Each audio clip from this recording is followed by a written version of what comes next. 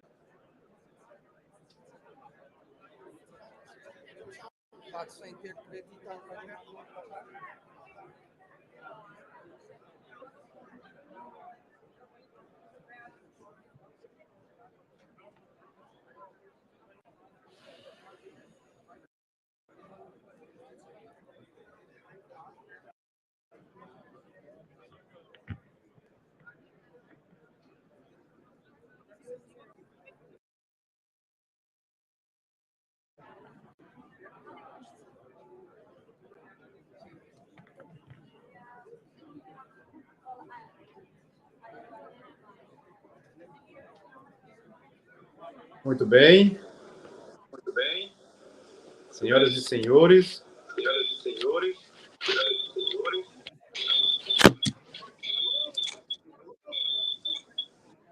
Em alguns minutos,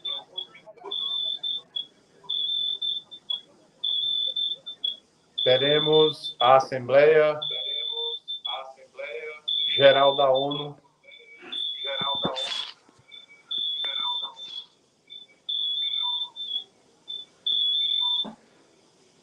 com o discurso do presidente Lula.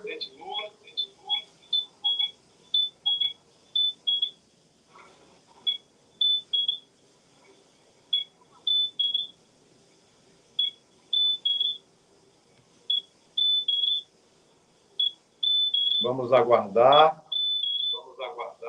Lembrando que o Lula ia falar, em seguida o Trump.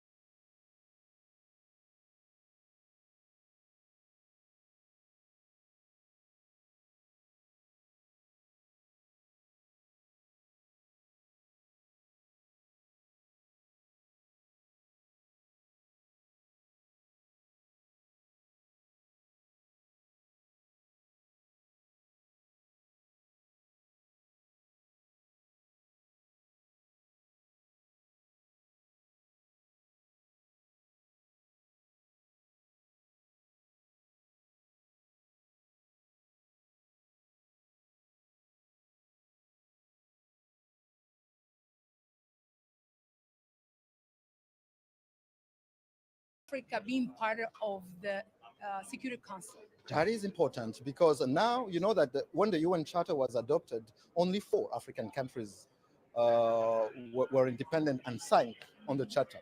And now 2/3 of the items on the agenda of Security Council is about African conflict, African issues. Yet we don't have any single permanent member. So what we believe is that we need to have at least 2 African states as permanent member with all rights and privileges, including the veto right. So we believe in that. What about the ceasefire in DRC? Can you share something? Is coming? When are we seeing the We, ceasefire? we signed we signed an important agreement, the Washington Peace Agreement, was mediated by the U.S. administration, the Trump administration. Now meetings are taking place in Washington of organs that are provided for by the process, the Washington peace process.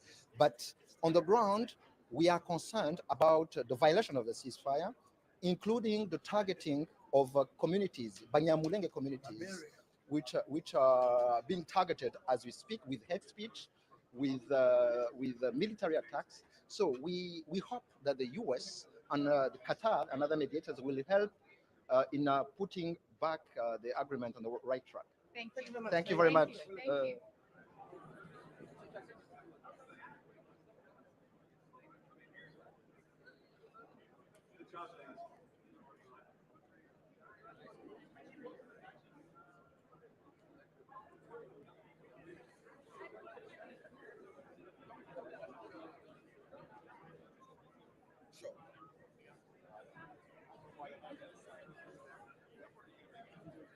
Okay.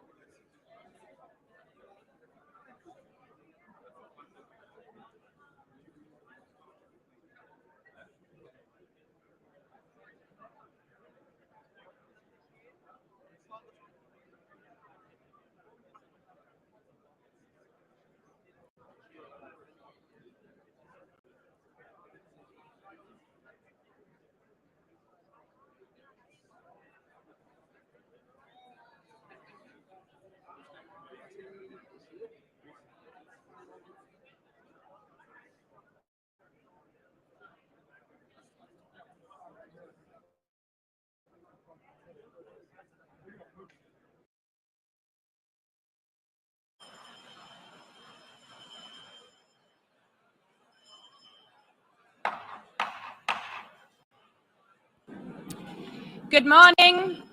Good morning, heads of states, excellencies, dear guests, people watching from home. The fourth plenary meeting of the General Assembly is called to order. After our intense Monday, today starts the general debate of the 80th session.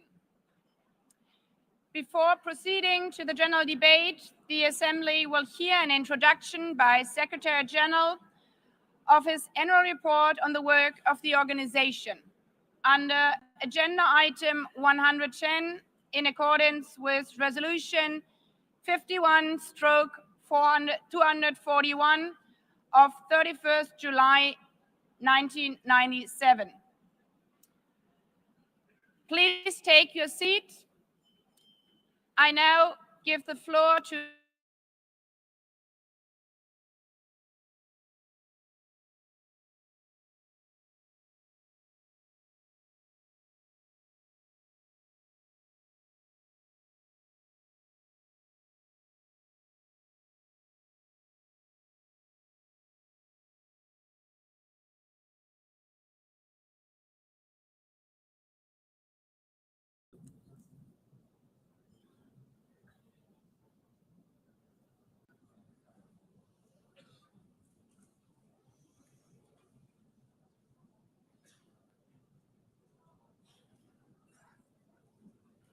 please, could you take your seats?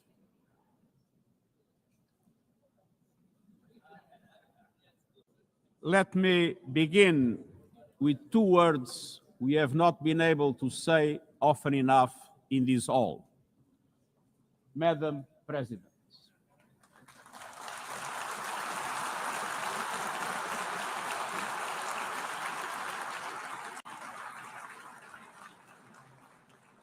Excellencies, ladies and gentlemen, 80 years ago, in a world scorched by war, leaders made a choice: cooperation over chaos, law over lawlessness, peace over conflict. And that choice gave birth to the United Nations, not as a dream for perfection, but as a practical strategy for the survival of humanity. Many of our founders had seen firsthand the hell of the death camps and the terror of war. They knew that true leadership meant creating a system to prevent a replay of those horrors, a firewall against the flames of conflict and World War III, a forum for sovereign states to pursue dialogue and cooperation, and a concrete affirmation of an essential human truth: we are all in this together. And this General Assembly Hall is the heartbeat of that truth. It is why for decades, world leaders have come to this one-of-a-kind podium. It is why you are here today. Because at its best, the United Nations is more than a meeting place. It's a moral compass, a force for peace and peacekeeping, a guardian of international law, a catalyst for sustainable development, a lifeline for people in crisis, a lighthouse for human rights, and the center that transforms your decisions, the decisions of member states, into action. 80 years on, we confront again the question our founders faced, only more urgent, more intertwined, more unforgiving. What kind of world do we choose to build together? Excellencies, we have our work cut out for us, as our ability to carry out that work is being cut from us. We have entered in an age of reckless disruption and relentless human suffering. Look around. The principles of the United Nations that you have established are under siege. Listen, the pillars of peace and progress are buckling under the weight of impunity, inequality, and indifference. Sovereign nations invaded, hunger weaponized, truth silence, rising smoke from bombed out cities, rising anger in fractured societies, rising seas swallowing coastlines. Each one a warning, each one a question. What kind of world will we choose? A world of raw power or a world of laws? A world that is a scramble for self-interest or a world where nations come together? A world where might makes right or a world of rights for all?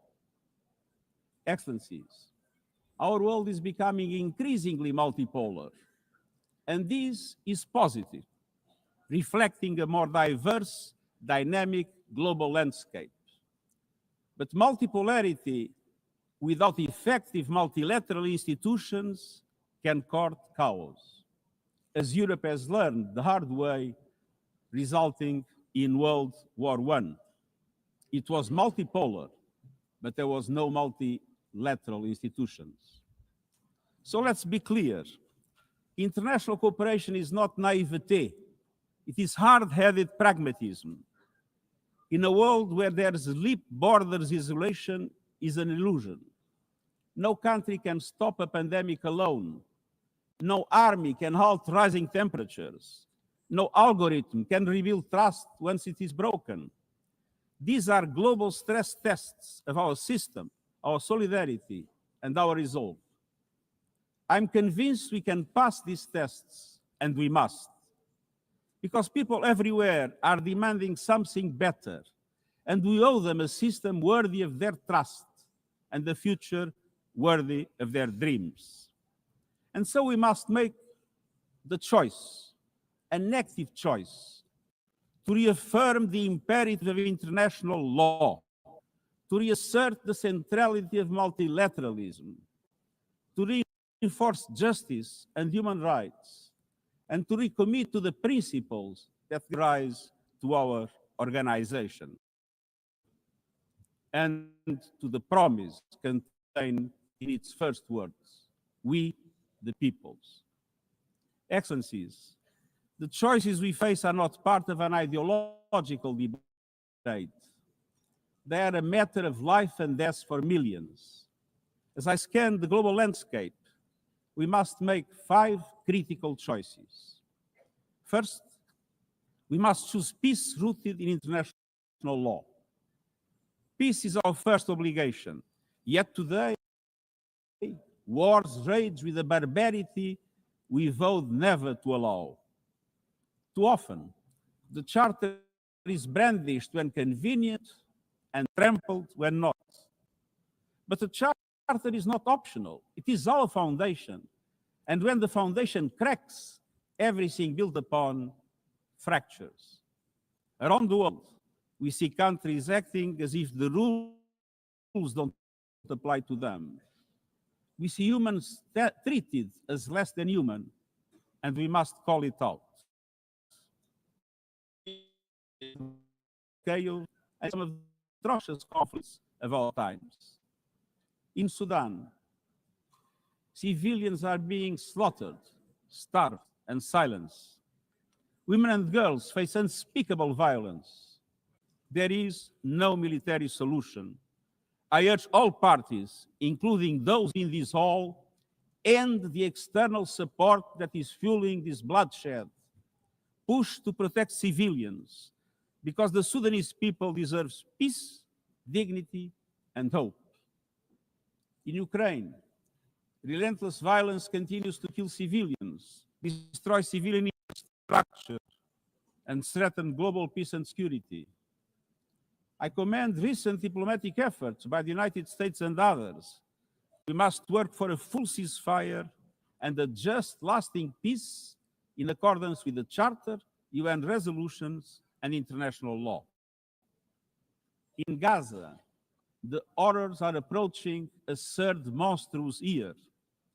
They are the result of decisions that defy basic humanity. The scale of death and destruction are beyond any other conflict in my years as Secretary General. The International Court of Justice has issued legally binding provisional measures in the case named Application of the Convention on the Prevention and Punishment of the Crime of Genocide in the Gaza Strip. Since then, a famine has been declared and has intensified. The measures stipulated by the ICJ must be implemented fully and immediately.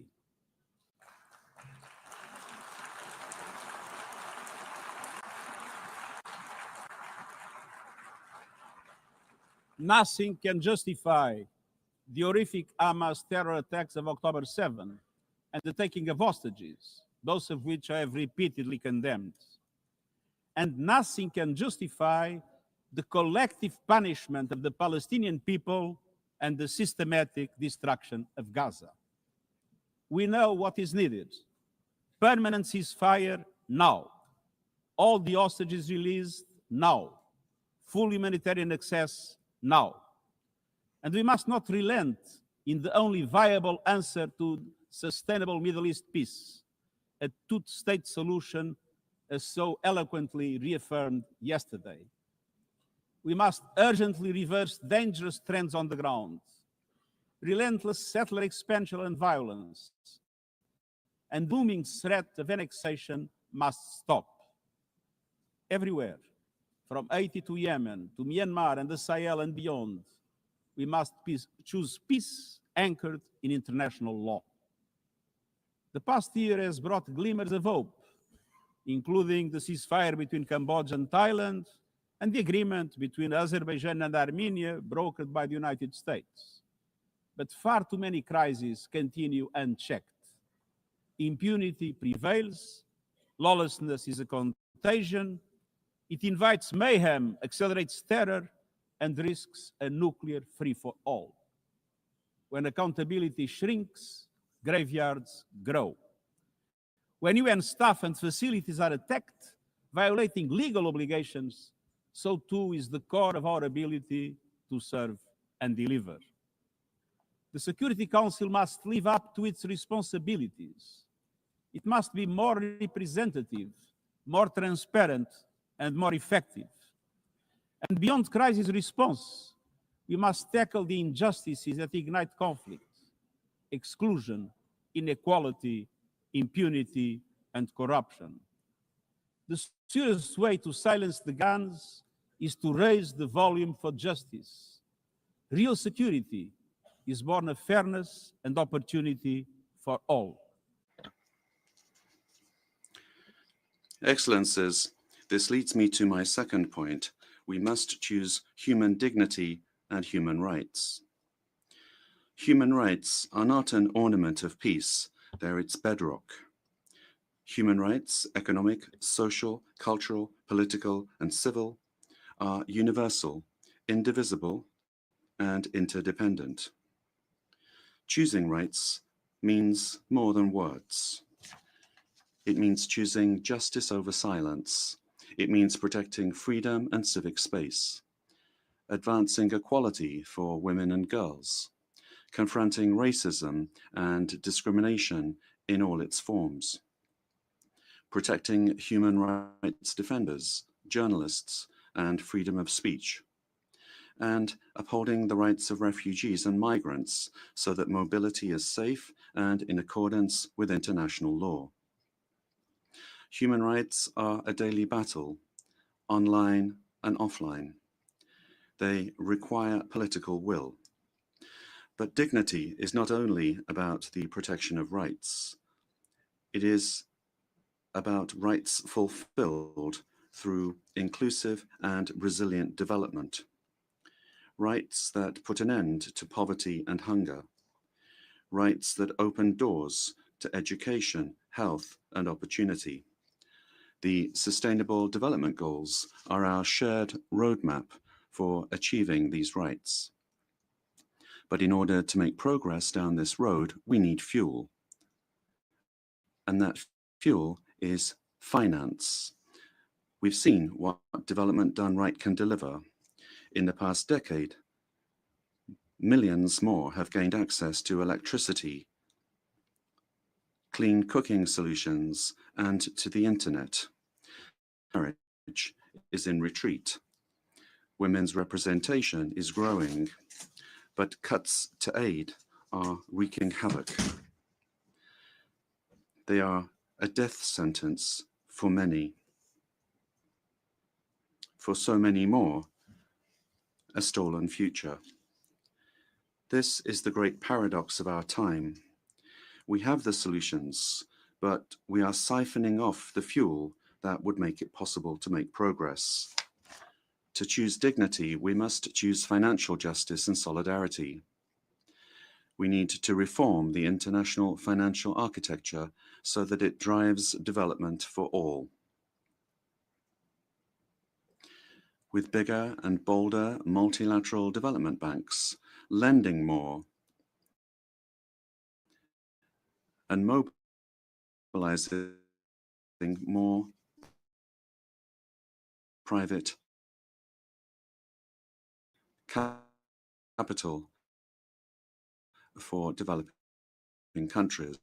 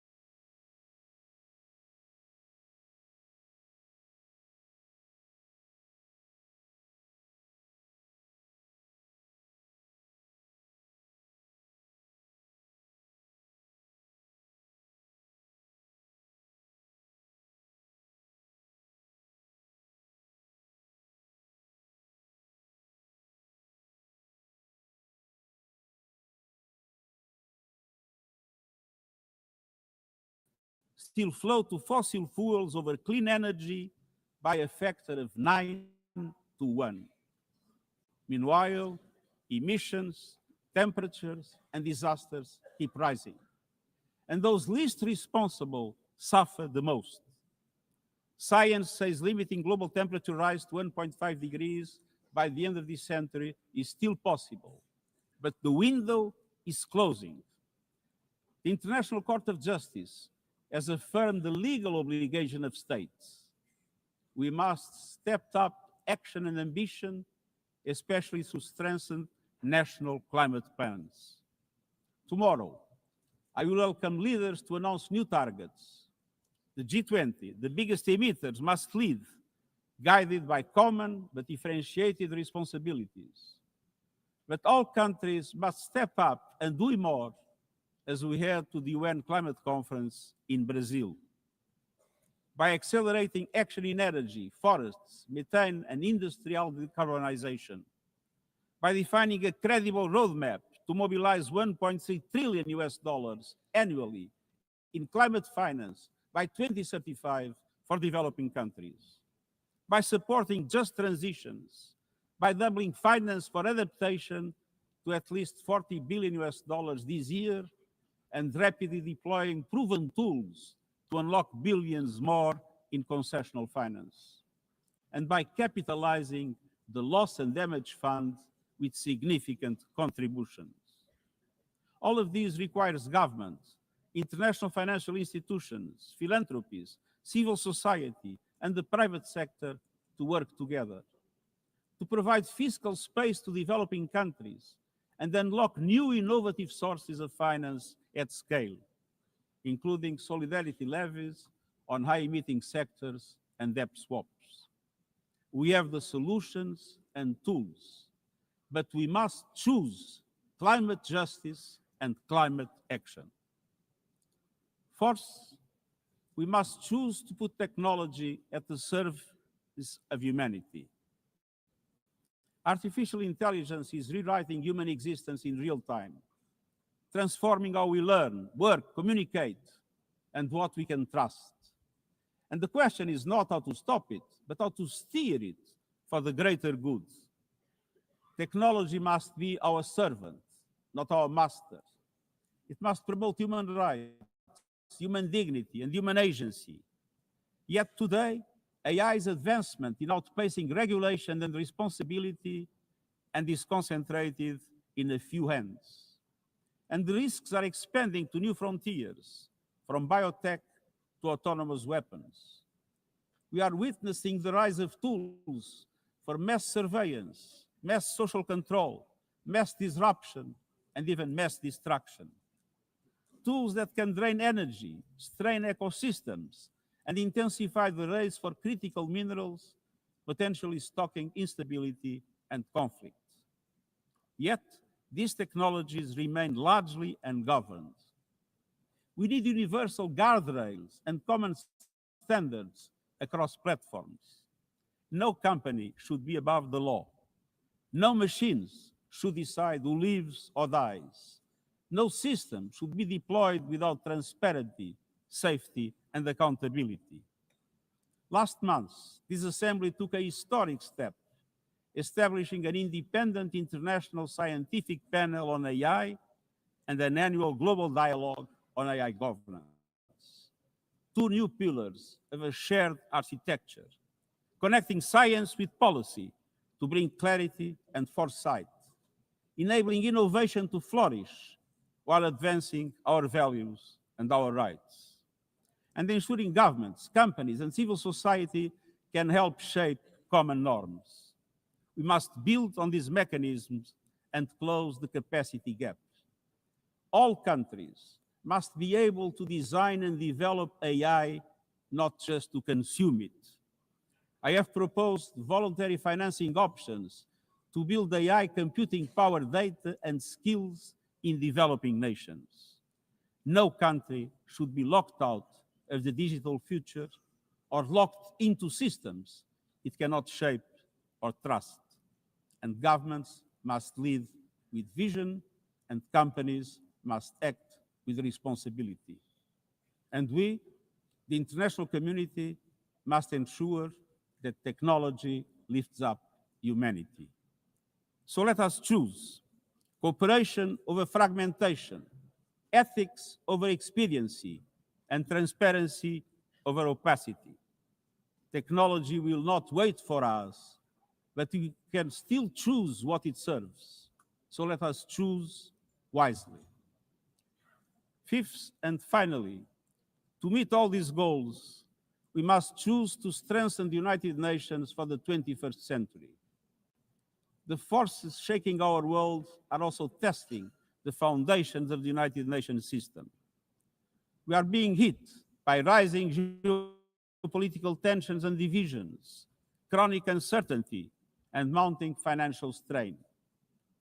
But those who depend on the United Nations must not be made to bear the cost, especially now, when for every dollar invested to support our core work to build peace, the world spends $750 on weapons of war. This is not only unsustainable, it is indefensible. In this moment of crisis, the United Nations has never been more essential. The world needs our unique legitimacy, our convening power, our vision to unite nations, to bridge divides and confront the challenges before us. The Pact for the Future has shown your determination to build a United Nations that is stronger, more inclusive, and more effective. That is the logic and the urgency of our UN80 initiative. We are moving swiftly and decisively.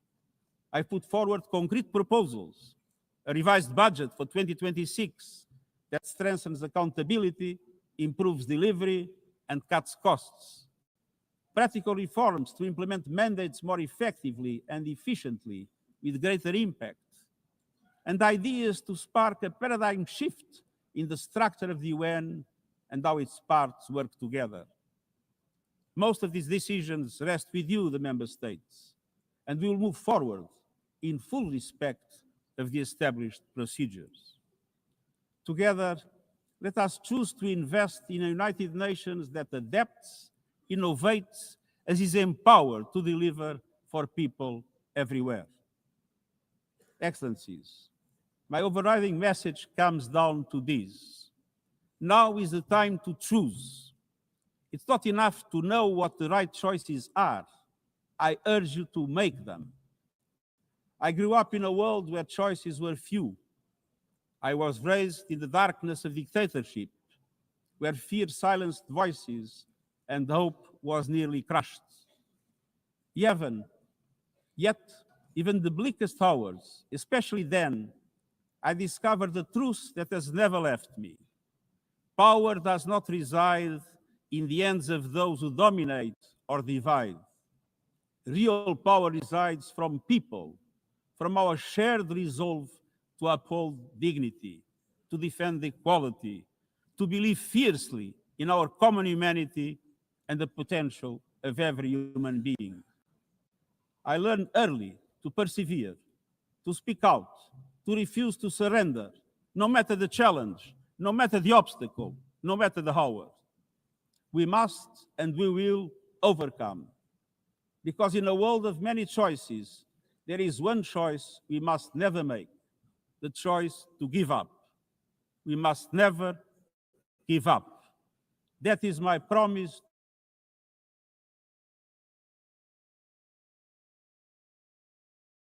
my promise to the United Nations.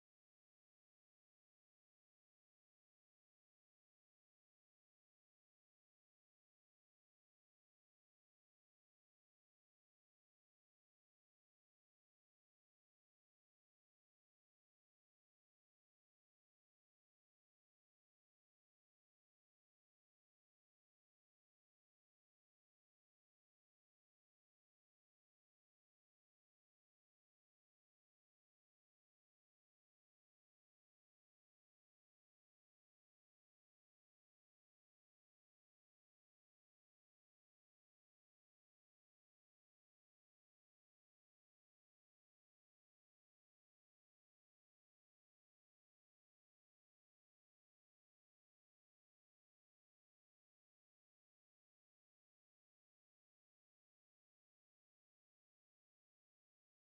years, longer than the average human life.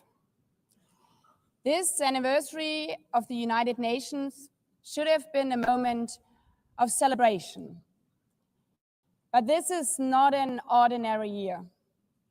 Just look at the state of our world, as the Secretary General described.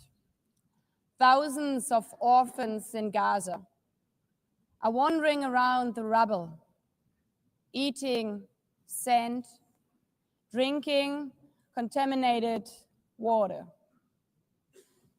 90-year-old women in Ukraine are hiding from drones, trapped in their homes instead of living their final years in peace.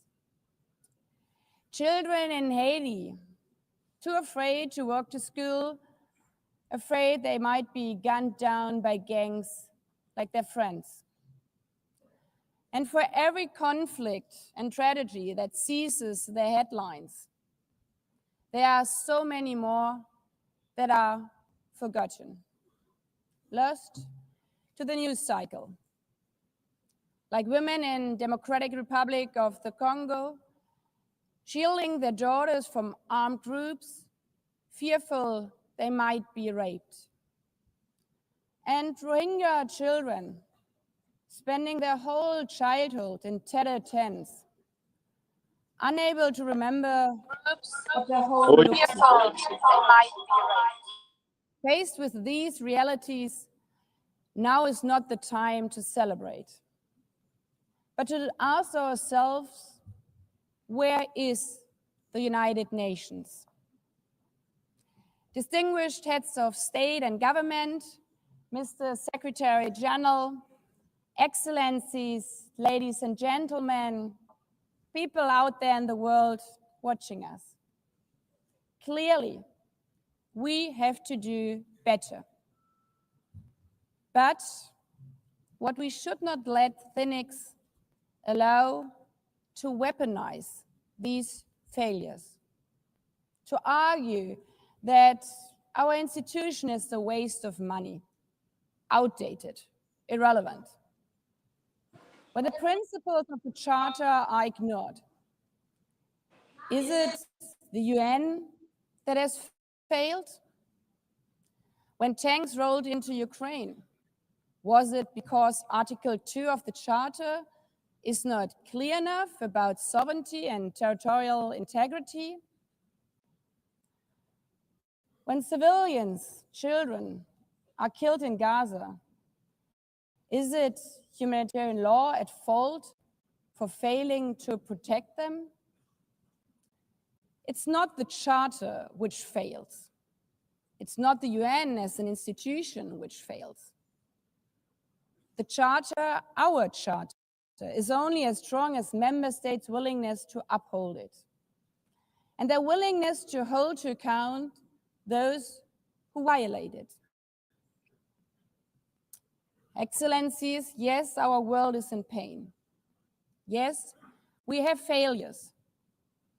But imagine how much worse would it be without the United Nations? Would a single person be better off without it? Without UNICEF, 26 million children would not have received an education. Without the World Food Programme, nearly 125 million people would have lacked life-saving food assistance. Without the World Health Organization, over 1 billion vaccines would not have been supplied. Sometimes we could have done more, but we cannot let this dishearten us. If we stop doing the right thing, evil would prevail. This 80th session is not about big celebrations.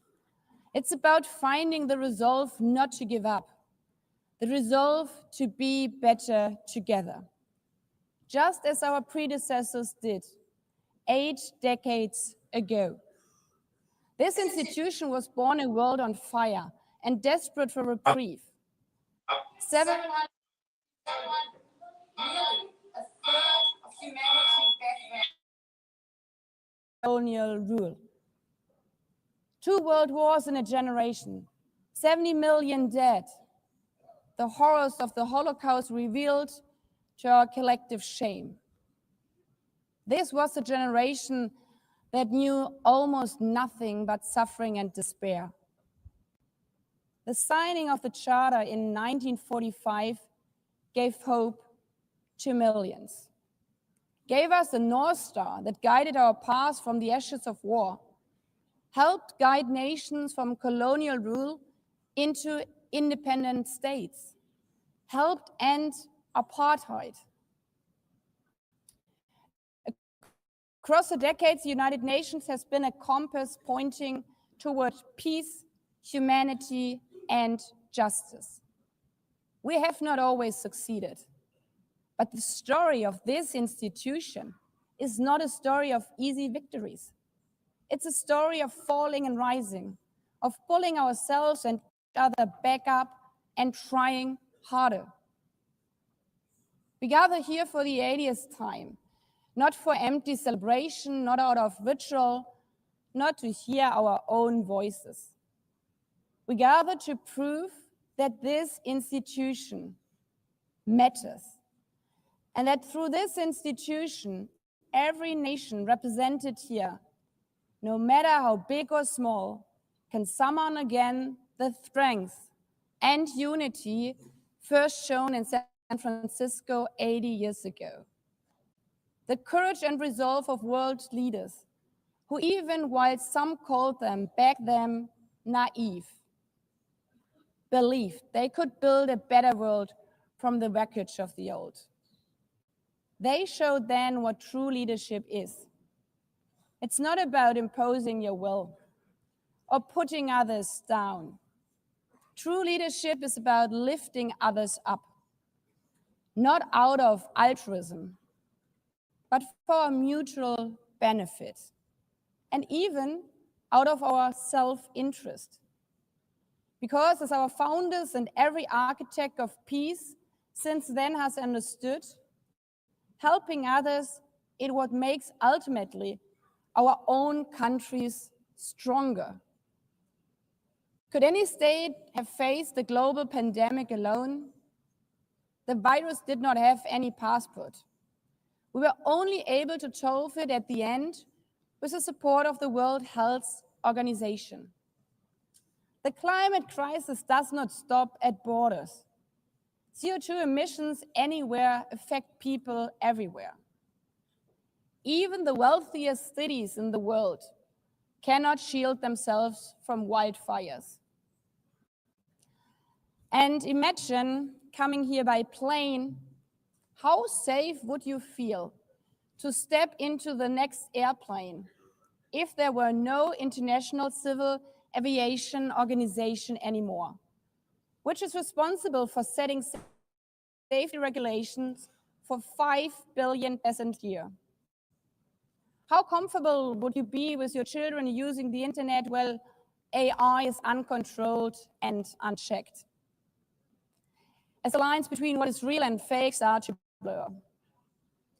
In this globalized, digitalized world, we work together or we suffer alone. Excellencies, the theme of this milestone session and the high-level week is therefore better together. 80 years and more for peace, development, and human rights. Will living up to that be easy? No. But this hall was not built for easy times. It was built to come together to confront the hardest topics. This session is a session where the high-level week is about resolving different.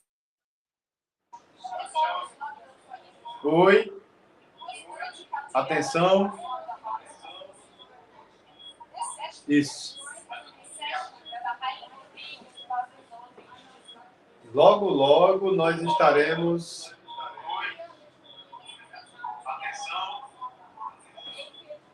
Logo, logo estaremos ouvindo o discurso do presidente Luiz Inácio Lula da Silva. Logo, logo nós estaremos.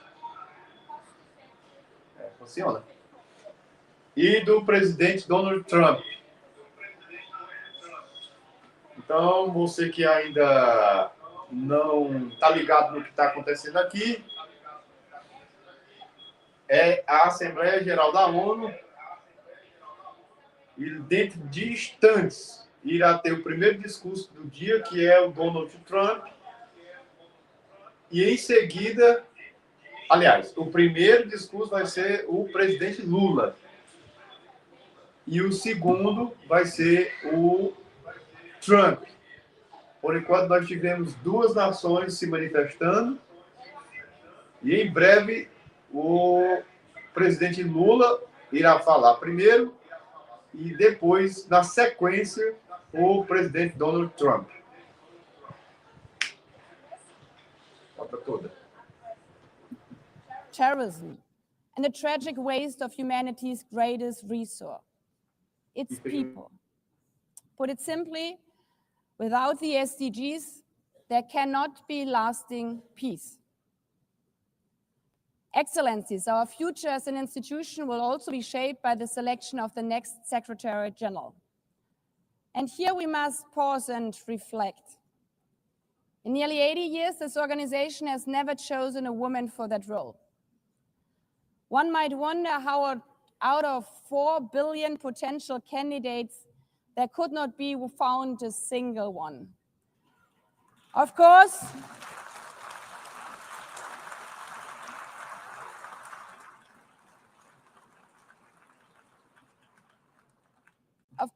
the choice rests with member states. But those of you having been there yesterday celebrating Beijing, one strong female leader after the other from all our continents. Like 80 years ago, we are standing at a crossroads.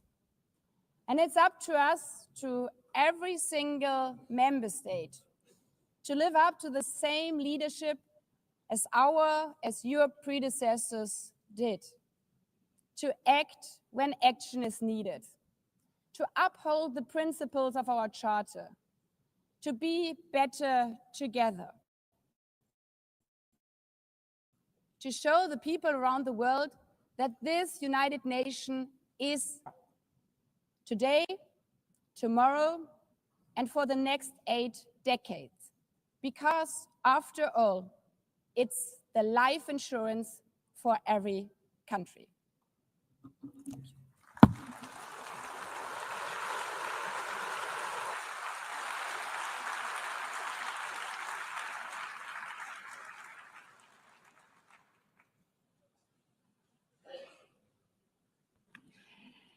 Before giving the floor to the first speaker for this morning, I would like to remind member states that the list of speakers for the general debate has been established on the agreed basis that statements should be no longer than 15 minutes to enable all the speakers to be heard at a given meeting.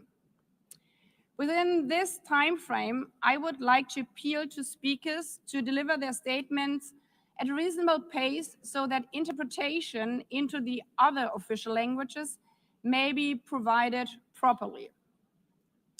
I would also like to draw your attention to the decision taken by the Assembly at previous sessions, namely that the practice of expressing congratulations inside the Assembly Hall after speech has been delivered is strongly discouraged.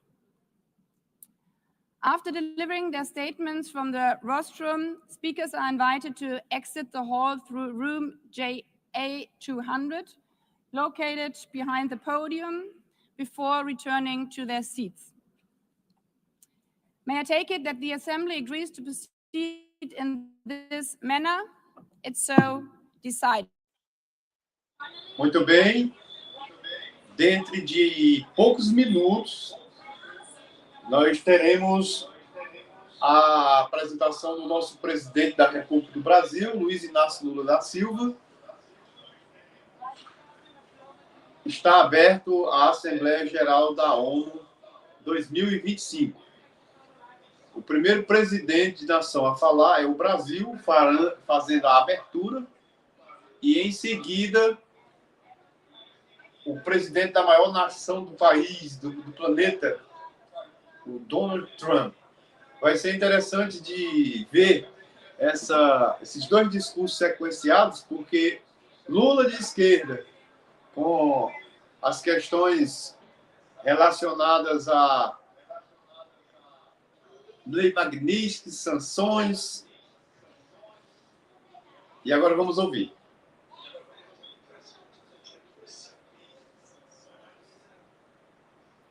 Berbuki, Mr. Secretary General Antonio Guterres, dear heads of state and government, and representatives of the member states gathered here. This should be a time to celebrate the United Nations. Created at the end of the war, the UN symbolizes the highest expression of the aspiration for peace and prosperity.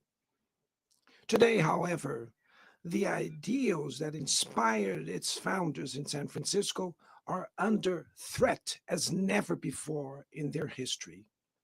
Multilateralism is at a new crossroads. The organization's authority is in check. We are witnessing the consolidation of an international order marked by repeated concessions to power play. Attacks on sovereignty, arbitrary sanctions, and unilateral interventions are becoming the rule.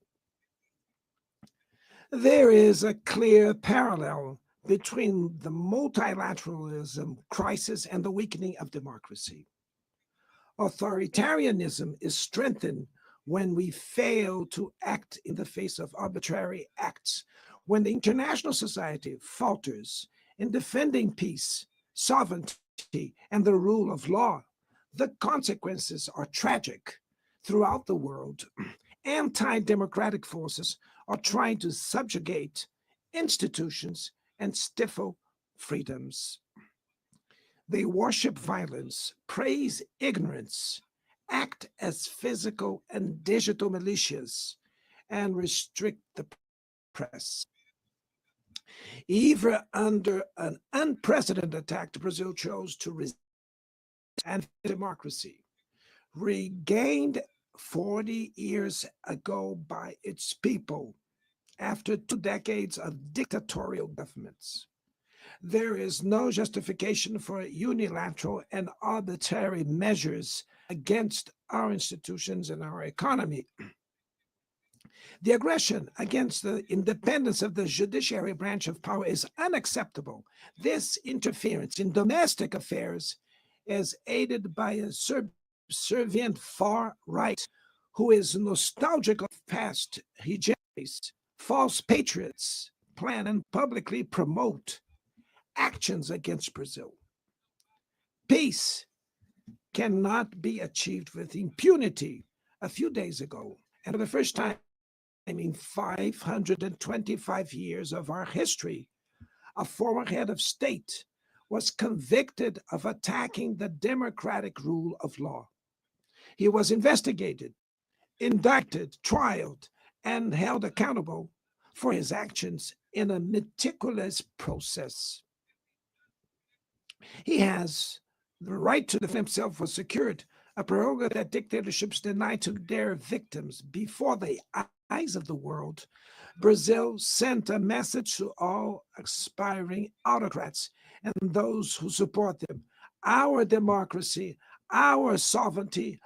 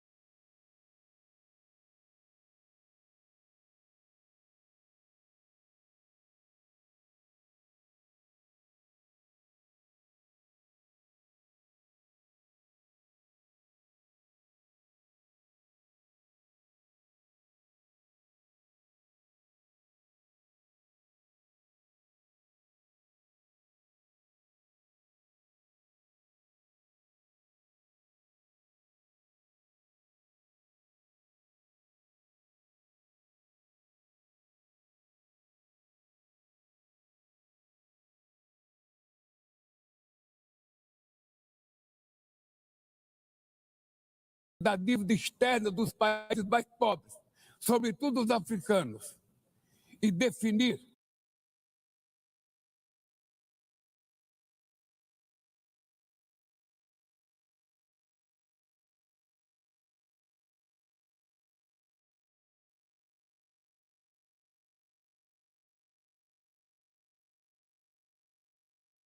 padrões mínimos de tributação global para que os super ricos paguem mais impostos que os trabalhadores.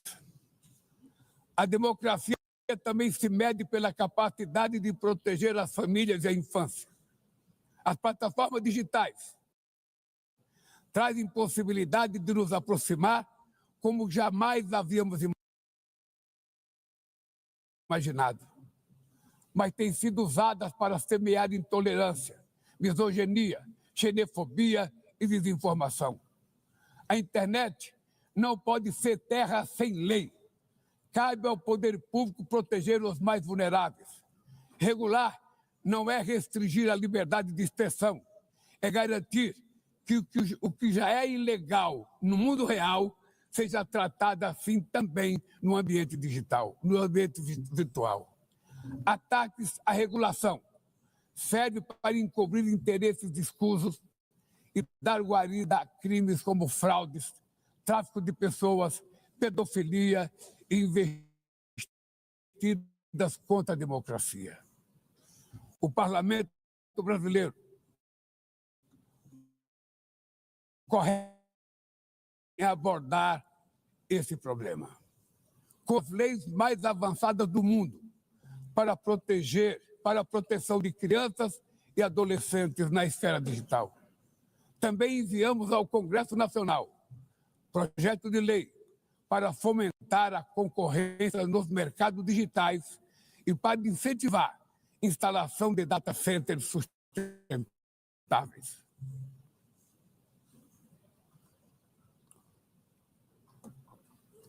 Para mitigar os riscos da inteligência artificial, apostamos na construção de uma governança multilateral em linha com o Pacto Digital Global aprovado neste plenário o ano passado.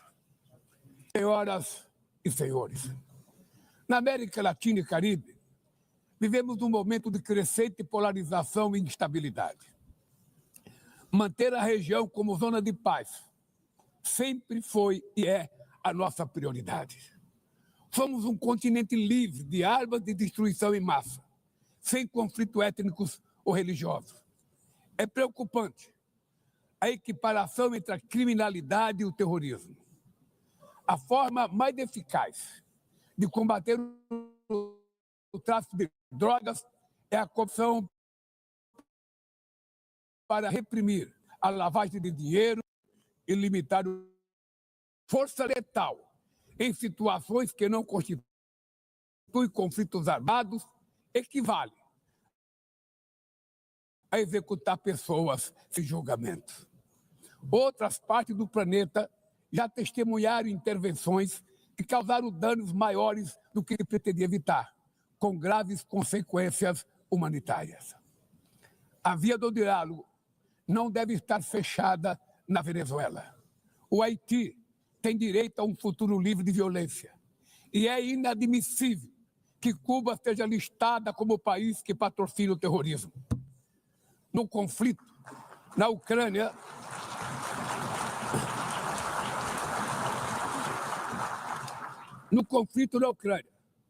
todos já sabemos que não haverá solução militar.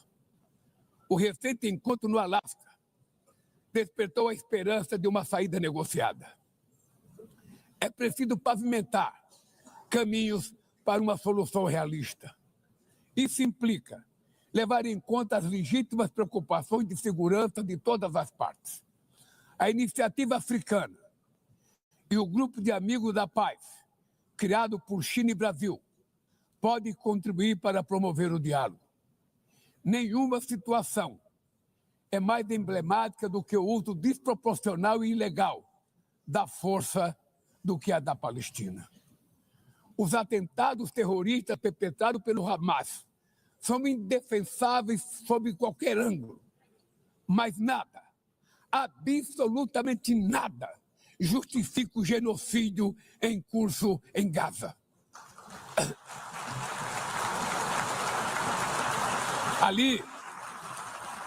Ali, sob toneladas de escombros, estão enterradas dezenas de milhares de mulheres e crianças inocentes. Ali também estão sepultados o direito internacional humanitário e o mito da superioridade ética do Ocidente. Esse massacre não aconteceria sem a cumplicidade dos que poderiam evitá-lo. Em Gaza, fome é usado como arma de guerra e o deslocamento forçado de populações é praticado impunemente. Quero expressar minha admiração aos judeus que, dentro e fora de Israel, se opõem a esta punição coletiva. O povo palestino corre o risco de desaparecer. Só sobreviverá como um Estado independente integrado à comunidade internacional. Esta é a solução defendida por mais de 150 membros da ONU, reafirmada ontem aqui, nesse mesmo plenário, mas obstruída por um único veto. É lamentável que o presidente Mahmoud Abbas tenha sido impedido pelo país anfitrião de ocupar a bancada da Palestina nesse momento histórico.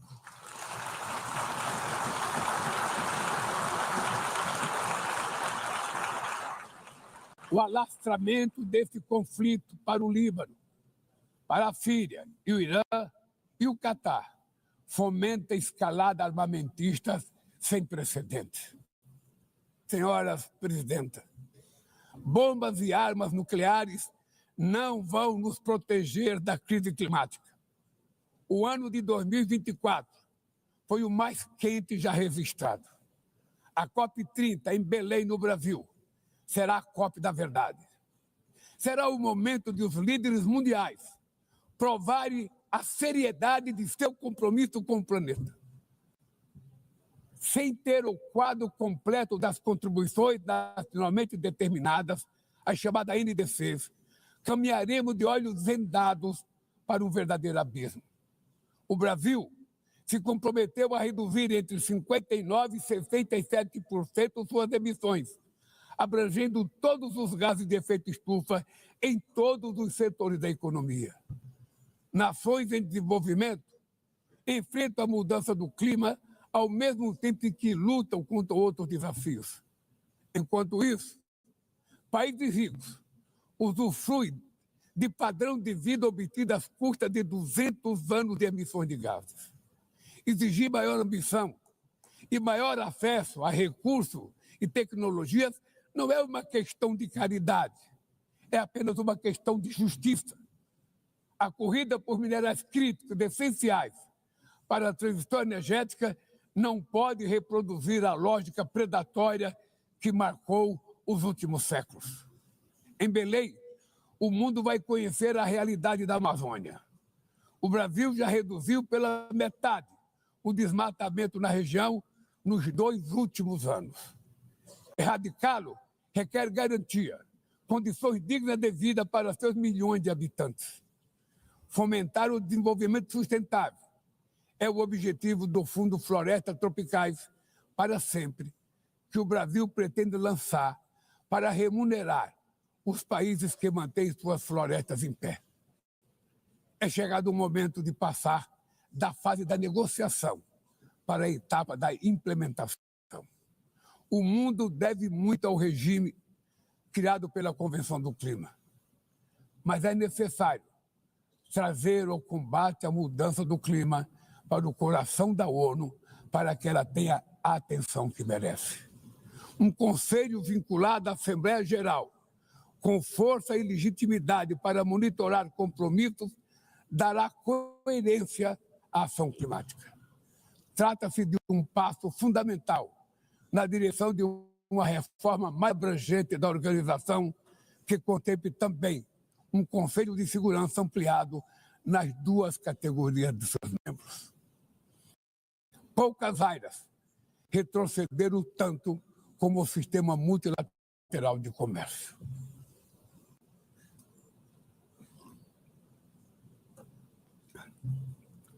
Medidas unilaterais transformam em letra morta princípios basilares como a cláusula de nação mais favorecida.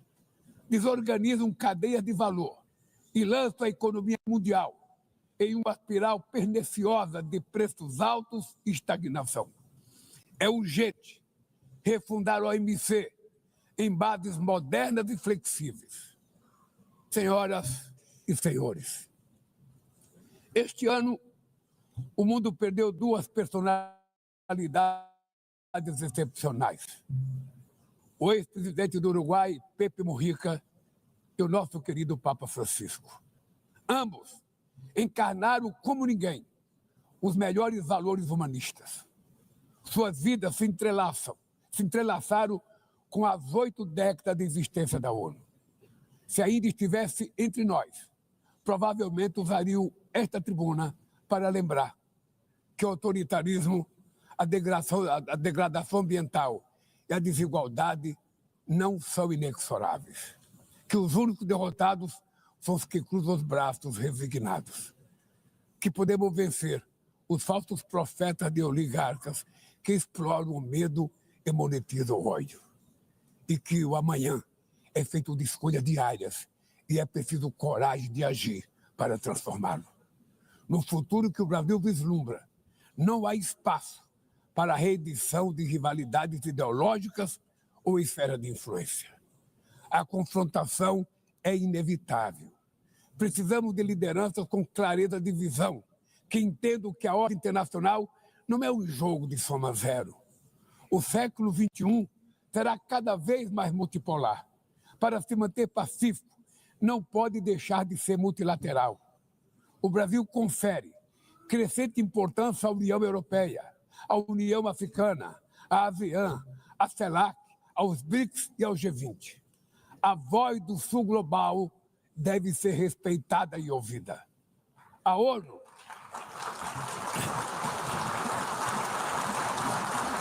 ONU tem hoje quase 4 vezes mais membros do que os 51 que estiveram na sua fundação.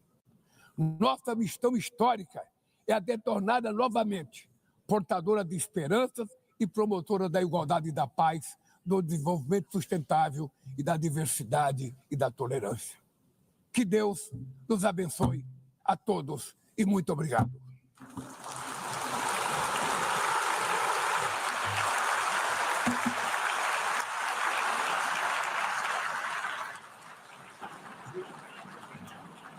On behalf of the Assembly, I wish to thank the President. Nós acompanhamos ao vivo o discurso do presidente Lula. Muito bem, acabamos de ouvir o discurso do nosso presidente Lula. E aí, gente, você pode perceber o seguinte. Botei na tela, Lê, e tira a mulher. Você pode perceber o seguinte: defendeu a democracia relativa dele, do Lula, defendeu a regulamentação das redes sociais, defendeu a adultização, que se não fosse um Felca, não tinha virado nada. O Lula esperou 525 anos para entender que a adultização existia no Brasil, defendeu a preocupação com a inteligência artificial, porque o Lula não consegue conviver com tecnologia desse jeito arcaico que ele é. Defendeu a Venezuela e a Cuba, que não é novidade. Segundo ele, a Venezuela e a Cuba têm que ser resgatado das sanções e dos embargos globais para voltar a conviver com a globalização. E desdenhou do acordo intermediado por Trump, lá no Alasca, para tentar dar fim na guerra da Ucrânia, e exaltou a COP30, que é um evento que vai acontecer no Brasil, que vai, com toda certeza, mudar o planeta Terra em relação questão climática do planeta Terra e não pude perceber no discurso do Lula algo relacionado à taxação, como é que ele vai intermediar para resolver com o Trump essa mazela que acomete o brasileiro, e não percebi nenhum enfrentamento por parte do Lula com o Trump. Foi pianinho, falou das questões gerais do planeta Terra, de globalização, falou de questões relacionadas à rede social, porque é um sonho do Lula, do nosso presidente, regulamentar as redes sociais para que a gente não possa ter a chance de opinar. E discurso fraco, fraquíssimo, de um líder que se sente na presença do maior país da Terra e, obviamente, se sentiu intimidado e não falou das coisas importantes que o brasileiro realmente gostaria de ouvir. Ele falou sobre questões globais, preocupações do socialismo e do comunismo no mundo, e desdenhou apenas em um único momento de enfrentamento, que desdenhou do presidente Trump em relação ao intermédio que ele está fazendo, até a intermediação que ele está fazendo para pôr fim à guerra da Ucrânia. No mais, discursozinho de presidente de país de terceiro mundo. Nada de diferente. Só foi Lula. Lula sendo Lula. Só isso. Vamos agora ouvir o presidente dos Estados Unidos, que fala na sequência, o Donald Trump, e a gente vai ouvir agora com a transmissão diretamente da página da ONU, diretamente da página oficial da União das Nações Unidas. Trump já está no discurso dele? Em breve ele estará. Assim que ele entrar, aí nós vamos estar exibindo também a fala do Trump. Claro que é em inglês, mas a gente pode tirar algumas questões que o Trump fale e vamos ver se ele cita o Brasil, porque uma das expectativas grande hoje aqui no Brasil é se o Trump vai citar o nosso país, Brasil, no discurso dele. Tem gente apostando que se ele citar, o Brasil vai ganhar com isso, politicamente, né? A esquerda vai ganhar com isso, porque demonstra que ele está preocupado com o Brasil, nem que seja para taxar, nem que seja para prejudicar, mas o que os brasileiros esquerdas do Brasil estão aguardando neste momento é que o Trump, em algum momento da sua fala, que durará por volta de 20 minutos, pronuncie o nome Brasil. Se ele pronunciar, vai ser um ganho político para a galera da esquerda, liderada pelo Lula. Eu não boto muita fé que o Trump irá perder o seu tempo precioso para falar sobre o Brasil. Sinceramente, não boto fé. Não acredito. Mas há quem diga, e gente ligada aos analistas esquerdolas estão acreditando que o presidente Trump vai falar o nome Brasil no seu discurso. A preocupação aqui será se o Lula volta lá dos Estados Unidos com uma solução para a taxação? Será que ele volta convencido que a taxação não foi coisa de Eduardo Bolsonaro e Paulo Figueiredo, que foi uma ação direta do presidente Trump e do secretário Marco Rubio? Será que ele volta convencido que foi? Ou foi realmente o Eduardo Bolsonaro que tem esse poderio que muita gente no mundo não tem de influenciar a cabeça do homem mais poderoso do planeta Terra, que é o Trump, para sancionar o Brasil, sapecar a lei Magnitsky no Todo-Poderoso e na família, e entre outras autoridades brasileiras, vamos acompanhar. Em breve nós saberemos.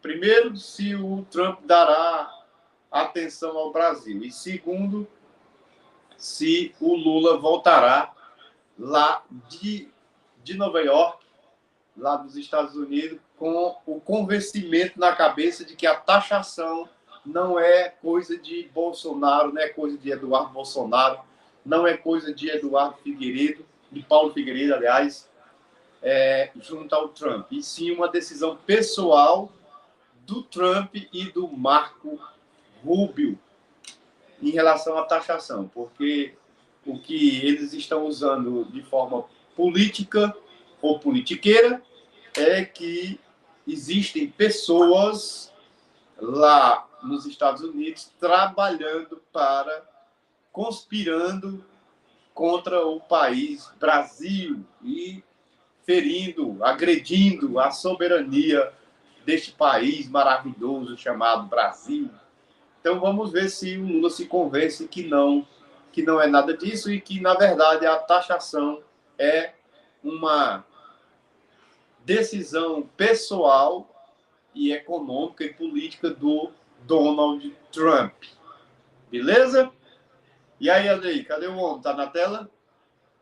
A aba da ONU tá aí aberta.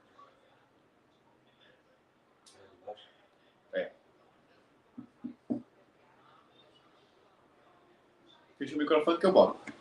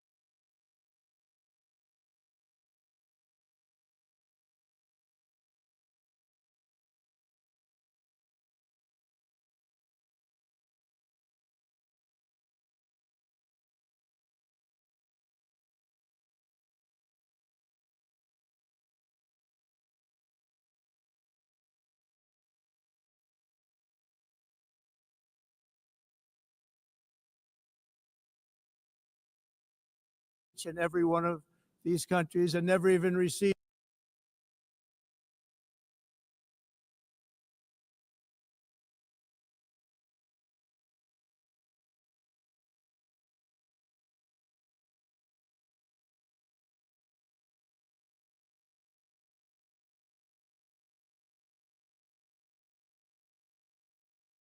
a phone call from the United Nations offering to help in finalizing the deal.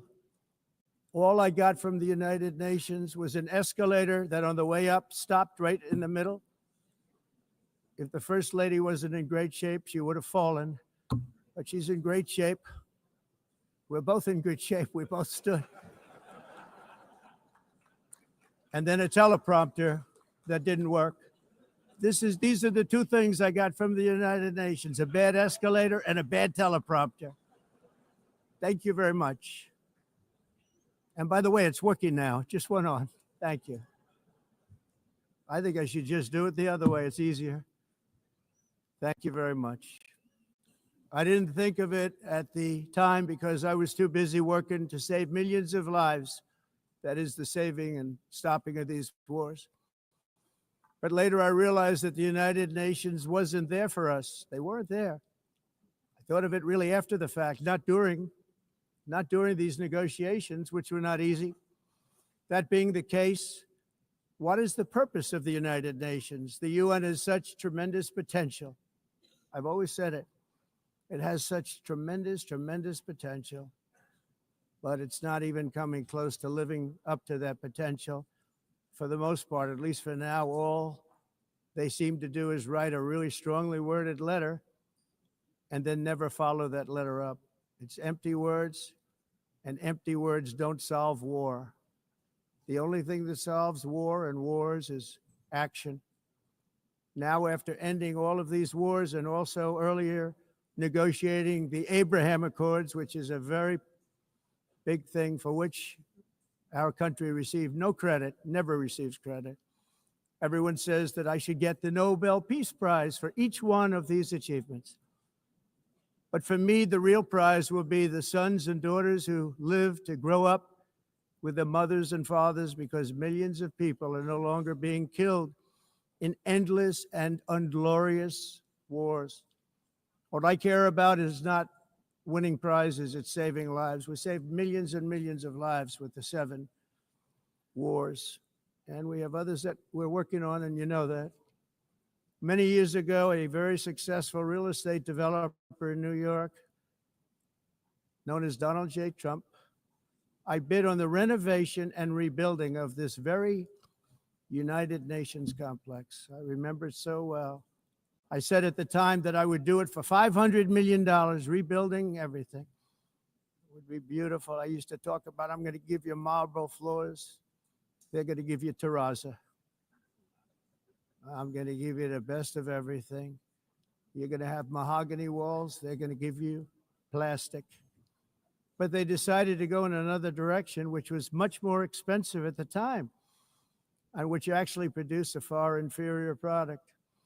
And I realized that they did not know what they were doing when it came to construction, and that their building concepts were so wrong, and the product that they were proposing to build was so bad and so costly.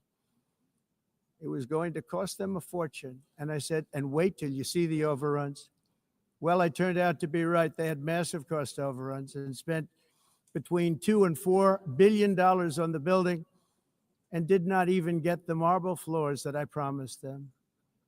You walk on terrazzo. Do you notice that?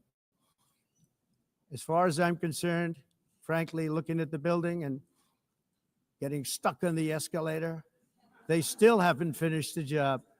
They still haven't finished. That was years ago. The project was so corrupt that Congress actually asked me to testify before them on the tremendous waste of money, because it turned out that they had no idea what it was, but they knew it was anywhere between $2 and $4 billion as opposed to $500 million with a guarantee.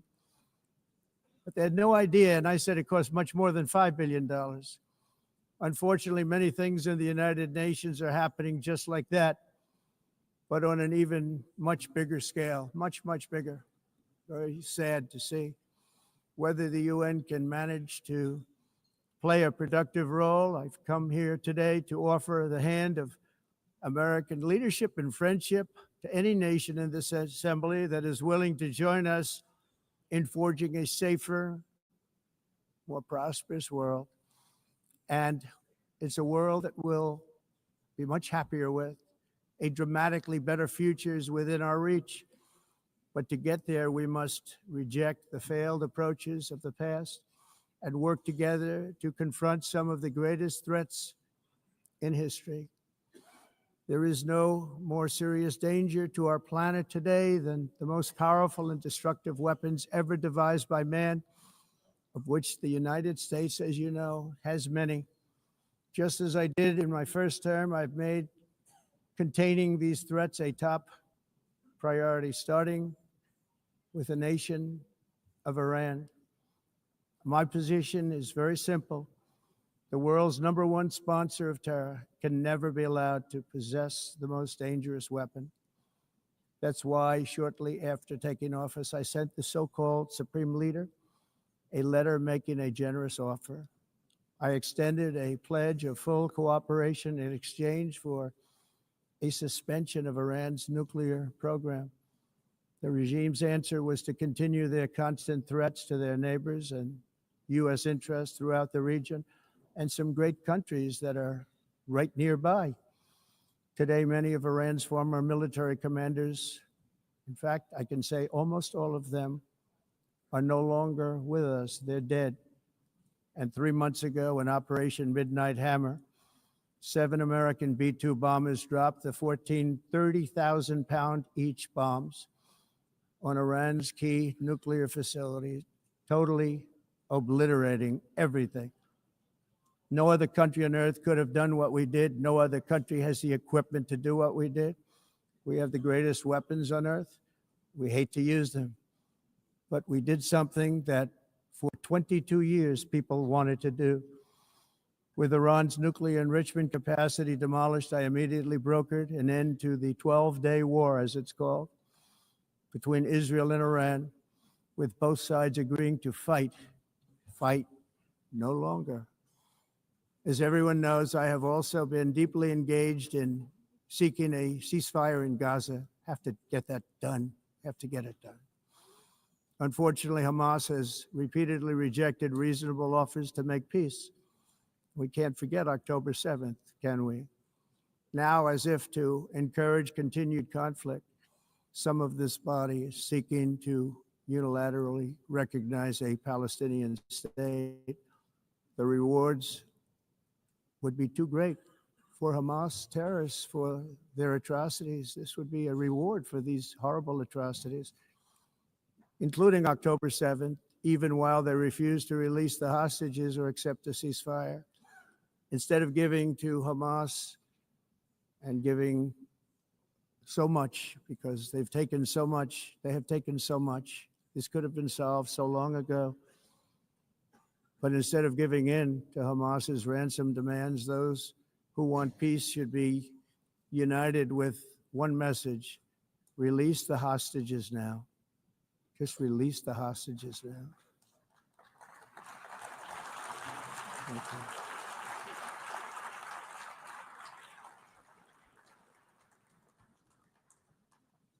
Thank you. As we have got to come together, and we will come together, to get it done, we have to stop the war in Gaza immediately. We have to stop it. We have to get it done. We have to negotiate, immediately have to negotiate peace. We got to get the hostages back. We want all 20 back. We don't want 2 and 4. As you know, I got, along with Steve Witkoff and others that helped us, Marco Rubio, we got most of them back. We were involved in all of them. But I always said the last 20 are going to be the hardest, and that's exactly what happened. We have to get them back now. We don't want to get back 2, then another 2, and then 1, and then 3. Have this process. No, we want them all back, and we want the actually 38 dead bodies back too. Those parents came to me and they want them back, and they want them back very quickly and very badly, as though they were alive. They want them. They want them every bit as much as if their son or daughter were alive. I've also been working relentlessly, stopping the killing in Ukraine. I thought that would be, of the 7 wars that I stopped, I thought that would be the easiest because of my relationship with President Putin, which had always been a good one. I thought that was going to be the easiest one. But you know, in war, you never know what's going to happen. There are always lots of surprises, both good and bad. Everyone thought Russia would win this war in 3 days, but it didn't work out that way. It was supposed to be just a quick little skirmish. It's not making Russia look good. It's making them look bad. No matter what happens from here on out, this was something that should have taken a matter of days, certainly less than a week. And they've been fighting for 3.5 years and killing anywhere from 5,000 to 7,000 young soldiers, mostly soldiers, on both sides every single week, from 5,000 to 7,000 dead young people, and some in cities, much smaller numbers, where rockets are shot, where drones are dropped. This war would never have started if I were president. This was a war that should have never happened. It shows you what leadership is, what bad leadership can do to a country. Look what happened to the United States, and look where we are right now in just a short period of time. The only question now is how many more lives will be needlessly lost on both sides.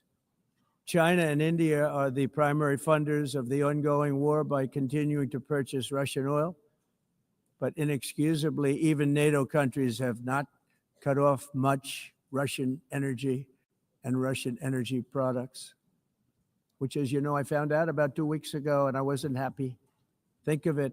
They're funding the war against themselves. Who the hell ever heard of that one? In the event that Russia is not ready to make a deal to end the war, then the United States is fully prepared to impose a very strong round of powerful tariffs, which would stop the bloodshed, I believe, very quickly. But for those tariffs to be effective, European nations, all of you are gathered here right now, would have to join us in adopting the exact same measures. I mean, you're much closer to this. We have an ocean in between. You're right there. And Europe has to step it up. They can't be doing what they're doing. They're buying oil and gas from Russia while they're fighting Russia.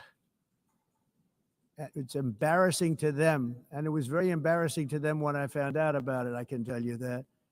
But they have to immediately cease all energy purchases from Russia. Otherwise, we're all wasting a lot of time. So I'm ready to discuss this. We're going to discuss it today with the European nations, all gathered here. I'm sure they're thrilled to hear me speak about it, but that's the way it is. I like to speak my mind and speak the truth. As we seek to reduce the threat of dangerous weapons today, I'm also calling on every nation to join us in ending the development of biological weapons once and for all. And biological is terrible, and nuclear is even beyond, and we include nuclear in that. We want to have a cessation of the development of nuclear weapons. We know, and I get to view it all the time. Sir, would you like to see? And I look at weapons that are so powerful that we just can't ever use them. If we ever use them, the world literally might come to an end. There would be no United Nations to be talking about. There would be no nothing. Just a few years ago, reckless experiments overseas gave us a devastating global pandemic. Yet despite that worldwide catastrophe, many countries are continuing extremely risky research into bioweapons and man-made pathogens. This is unbelievably dangerous. To prevent potential disasters, I'm announcing today that my administration will lead an international effort to enforce biological weapons convention, which is going to be meeting with the top leaders of the world by pioneering an AI verification system that everyone can trust. Hopefully the UN can play a constructive role, and it will also be one of the early projects under AI. Let's see how good it is, because a lot of people are saying it could be one of the great things ever, but it also can be dangerous, but it can be put to tremendous use and tremendous good, and this would be an example of that. Not only is the UN not solving the problems it should too often, it's actually creating new problems for us to solve.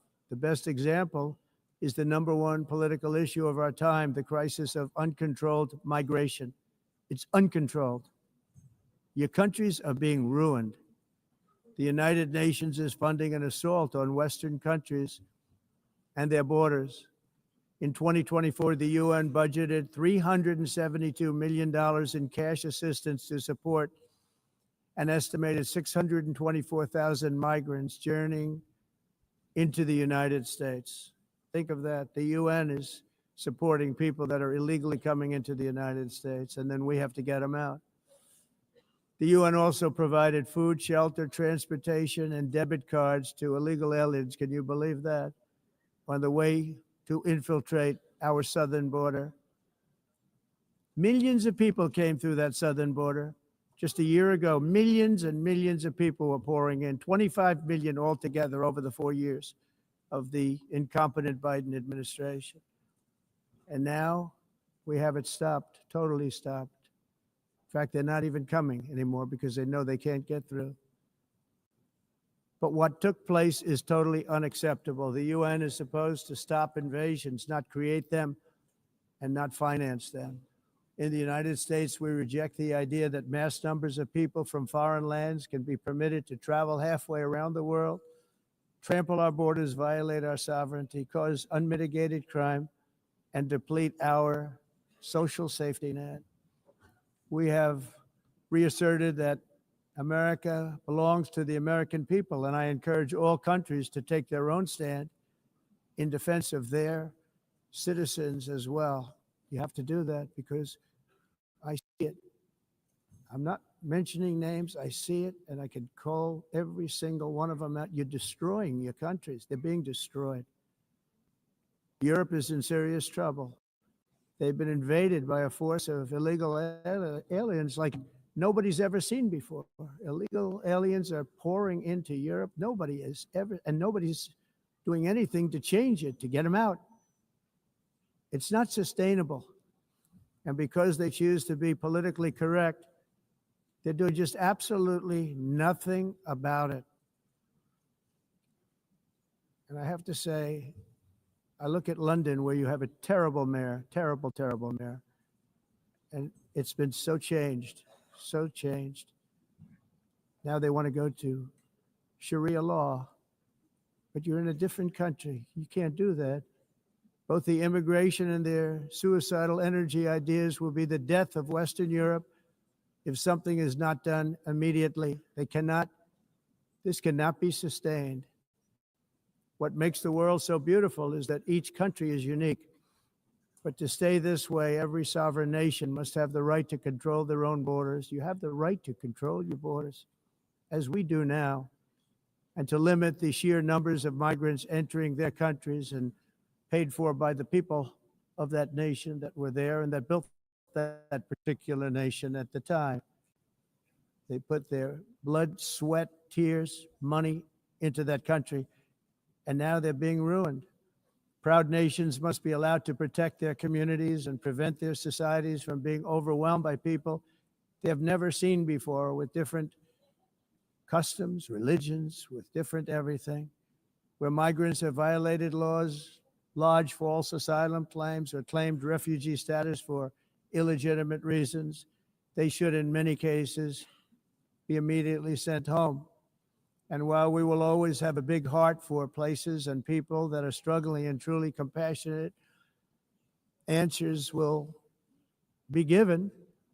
We have to solve the problem, and we have to solve it in their countries, not create new problems in our countries. And we are very helpful to a lot of countries that are just not able to send their people anymore. They used to send them to us in caravans of 25, 30,000 people each. These massive caravans of people pouring into our country, totally unchecked and unvetted. But not anymore. According to the Council of Europe in 2024, almost 50% of inmates in German prisons were foreign nationals or migrants. In Austria, the number was 53% of the people in prisons were from places that weren't from where they are now. In Greece, the number was 54%. And in Switzerland, beautiful Switzerland, 72% of the people in prisons are from outside of Switzerland. When your prisons are filled with so-called asylum seekers who repaid kindness, and that's what they did, they repaid kindness with crime. It's time to end the failed experiment of open borders. You have to end it now. See, I can tell you. I'm really good at this stuff. Your countries are going to hell. In America, we've taken bold action to swiftly shut down uncontrolled migration. Once we started detaining and deporting everyone who crossed the border, and removing illegal aliens from the United States, they simply stopped coming. They're not coming anymore. We're getting a lot of credit, but they're not coming anymore. This was a humanitarian act for all involved, because on the trips up, thousands of people a week were dying. Women were being raped. Nobody's ever seen anything like it. Horribly beaten, raped. On the trip up, the journey up, it was a long walk. It was a long, arduous journey, indeed. And it was also a historic victory against human trafficking throughout the region. What we did was a victory, and we saved so many lives of people that wouldn't make the journey. That journey was loaded up with death. Loaded up with death. Dead bodies all along the roads of jungles to get up. They go through jungles, they go through areas so hot you couldn't breathe. They were dying of suffocation, areas so hot that you couldn't breathe. Dead bodies all over. By them not coming, we're saving tremendous numbers of lives.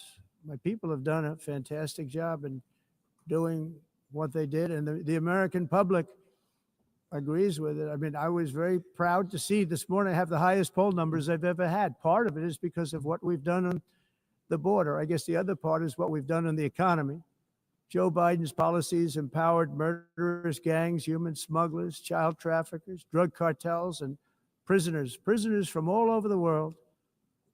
The previous administration also lost nearly 300,000 children. Think of that. They lost more than 300,000 children, little children, who were trafficked into the United States on the Biden watch, many of whom have been raped, exploited, and abused, and sold.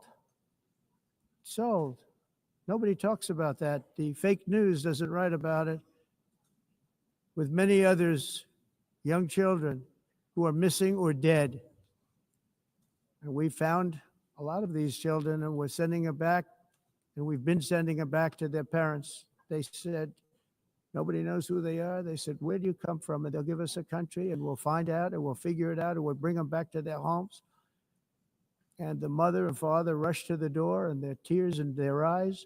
They can't believe that they're seeing their son or daughter, their little son or daughter again. We've done almost 30,000 of them so far. Any system that results in the mass trafficking of children is inherently evil. Yet that is exactly what the globalist migration agenda has done, and it's what it's all about.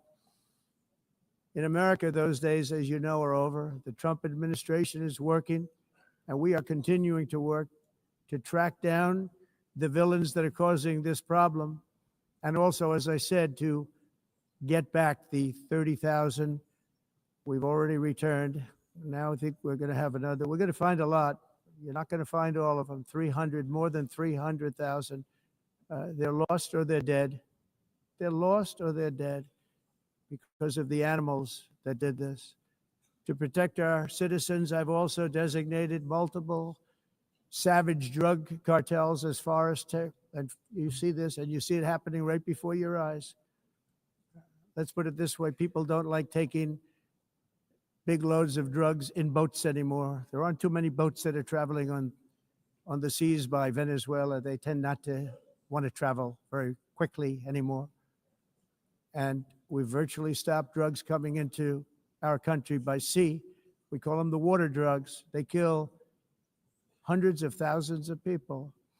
I've also designated multiple savage drug cartels as far as foreign terrorist organizations, along with two bloodthirsty transnational gangs, probably the worst gangs anywhere in the world, MS-13 and Tren de Aragua.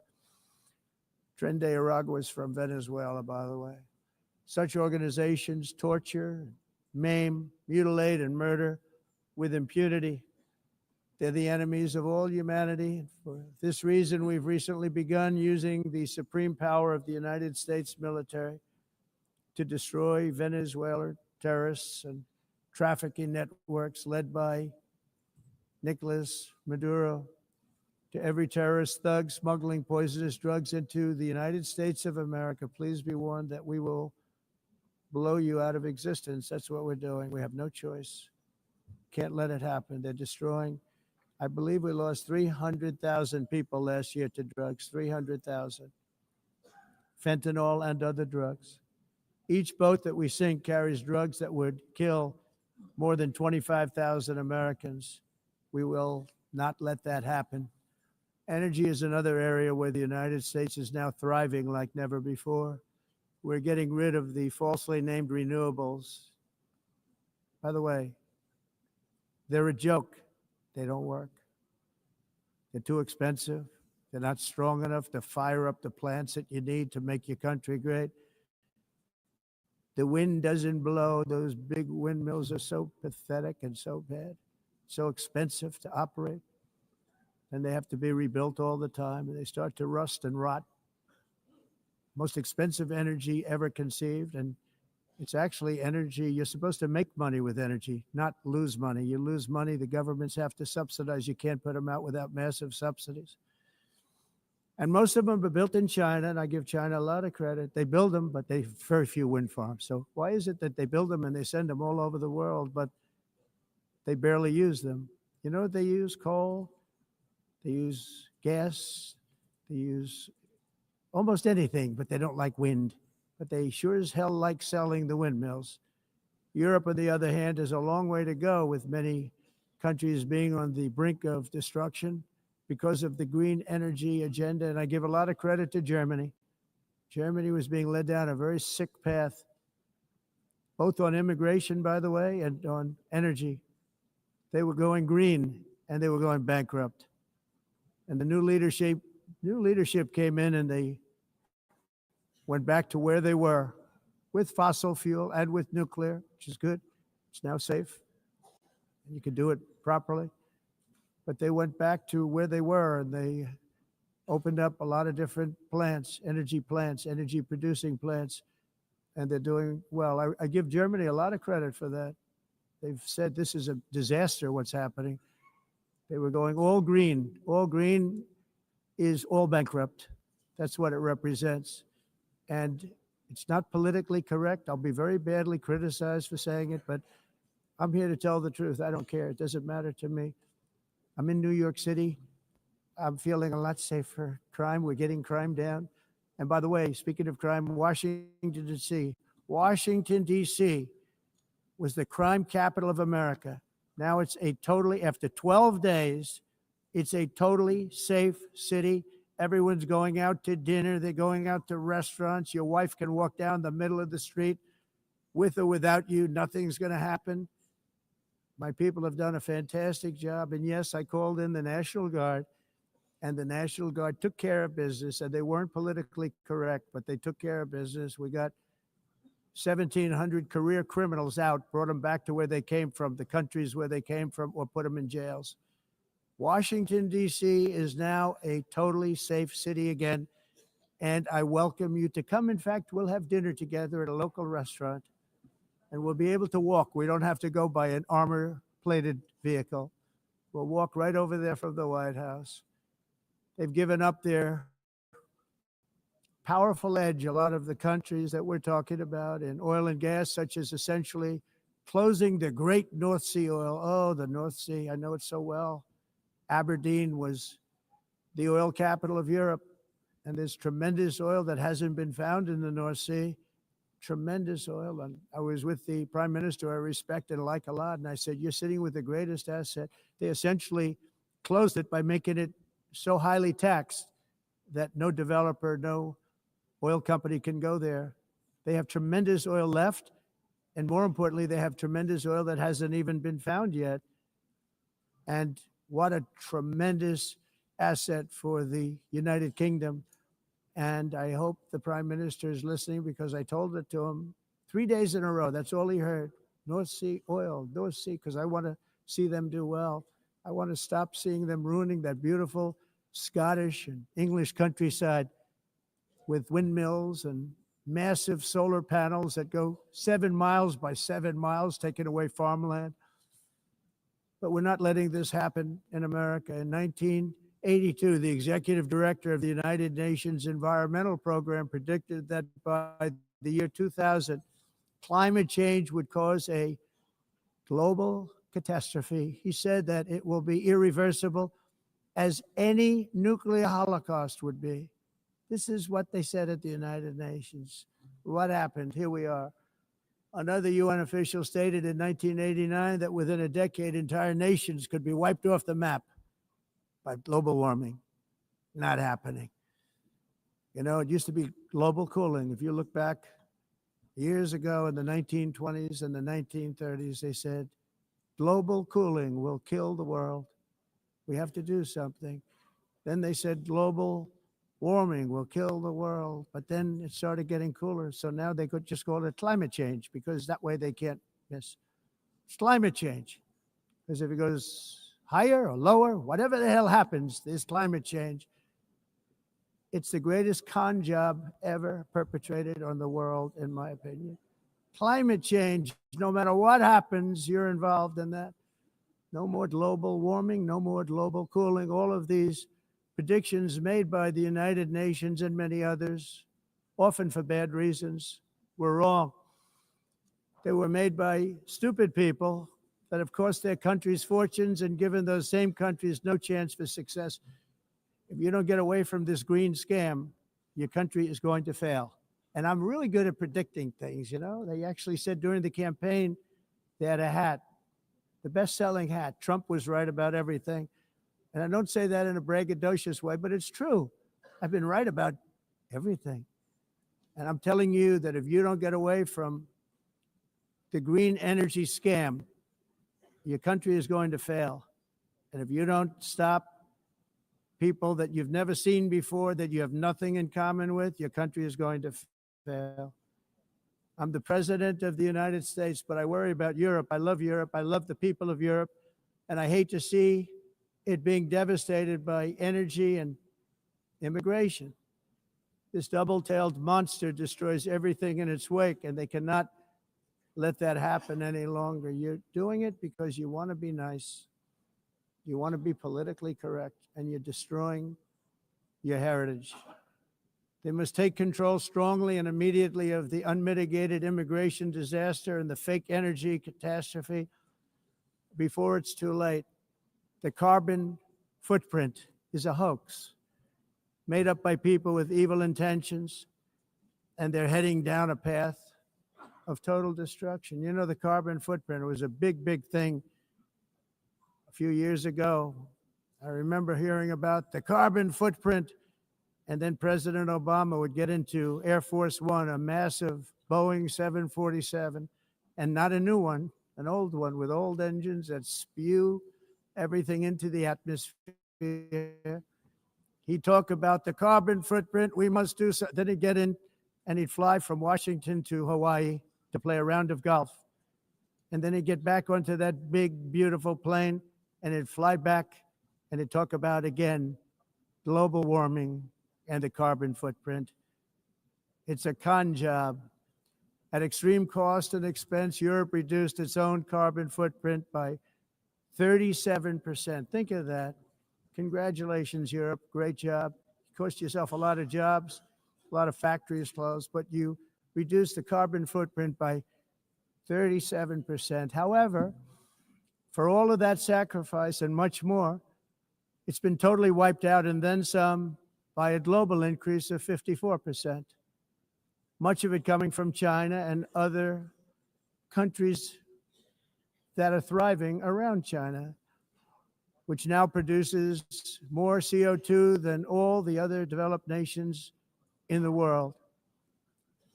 So all of these countries are working so hard on the carbon footprint, which is nonsense, by the way. It's nonsense. You know, it's interesting. In the United States, we have still radicalized environmentalists, and they want the factories to stop. Everything should stop. No more cows. We don't want cows anymore. I guess they want to kill all the cows. They want to do things that are just unbelievable, and you have it too. But you know, we have a border, strong, and we have a shape, and that shape doesn't just go straight up. That shape is amorphous when it comes to the atmosphere.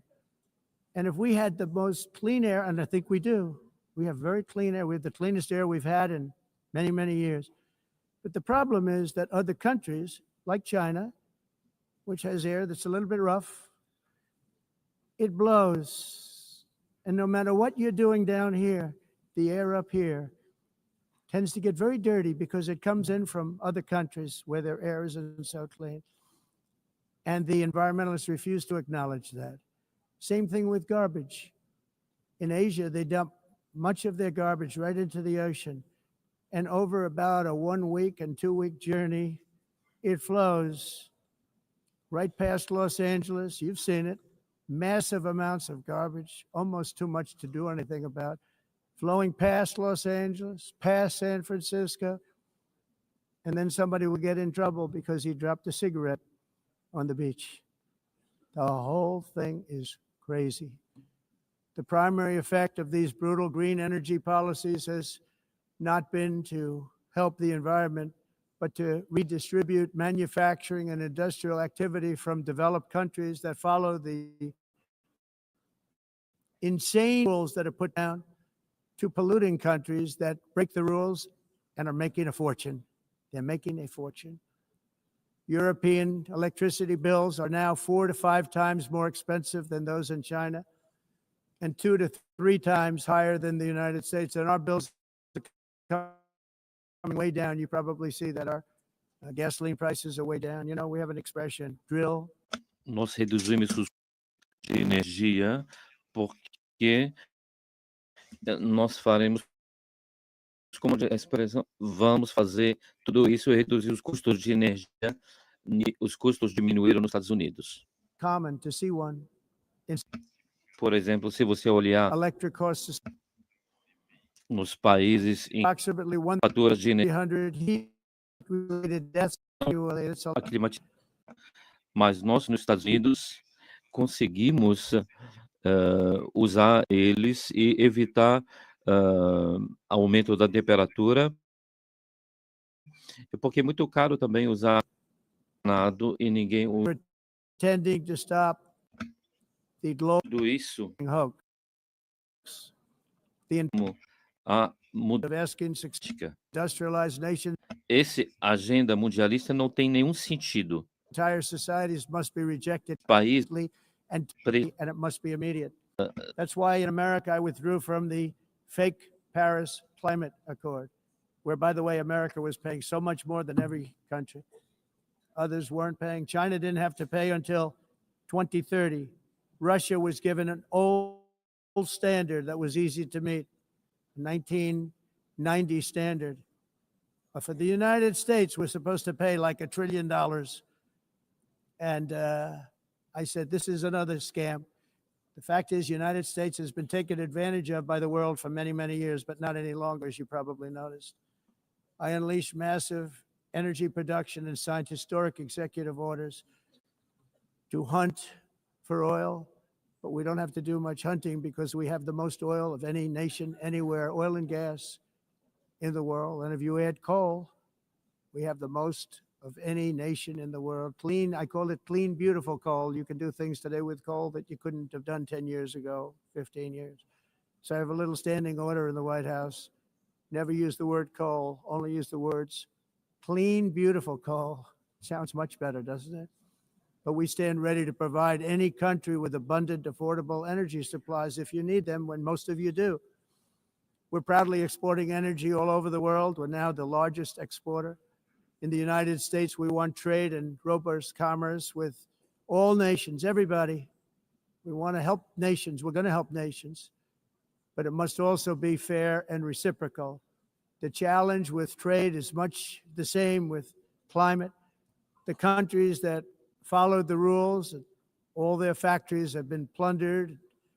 It's really sad to watch. They've been broken. They've been broken by countries that broke the rules. That's why the United States is now applying tariffs to other countries, and much as these tariffs were for many years applied to us, uncontrollably applied to us. We've used tariffs as a defense mechanism under the Trump administration, including my first term, where hundreds of billions of dollars in tariffs were taken in. And by the way, we had the lowest inflation, and now we have very low inflation. The only thing different is that we have hundreds of billions of dollars flowing into our country. But this is how we will ensure that the system works for everyone and is sustainable into the future. We're also using tariffs to defend our sovereignty and security throughout the world, including against nations that have taken advantage of former U.S. administrations for decades, including the most corrupt, incompetent administration in history, the sleepy Joe Biden administration. Brazil now faces major tariffs in response to its unprecedented efforts to interfere in the rights and freedoms of our American citizens and others, with censorship, repression, weaponization, judicial corruption, and targeting of political critics in the United States. I have a little problem saying this because I must tell you, I was walking in and the leader of Brazil was walking out. We saw him and I saw him, he saw me, and we embraced. And then I'm saying, can you believe I'm going to be saying this in just 2 minutes? But we actually agreed that we would meet next week. We didn't have much time to talk, like about 20 seconds. They were in retrospect, I'm glad I waited because this thing didn't work out too well.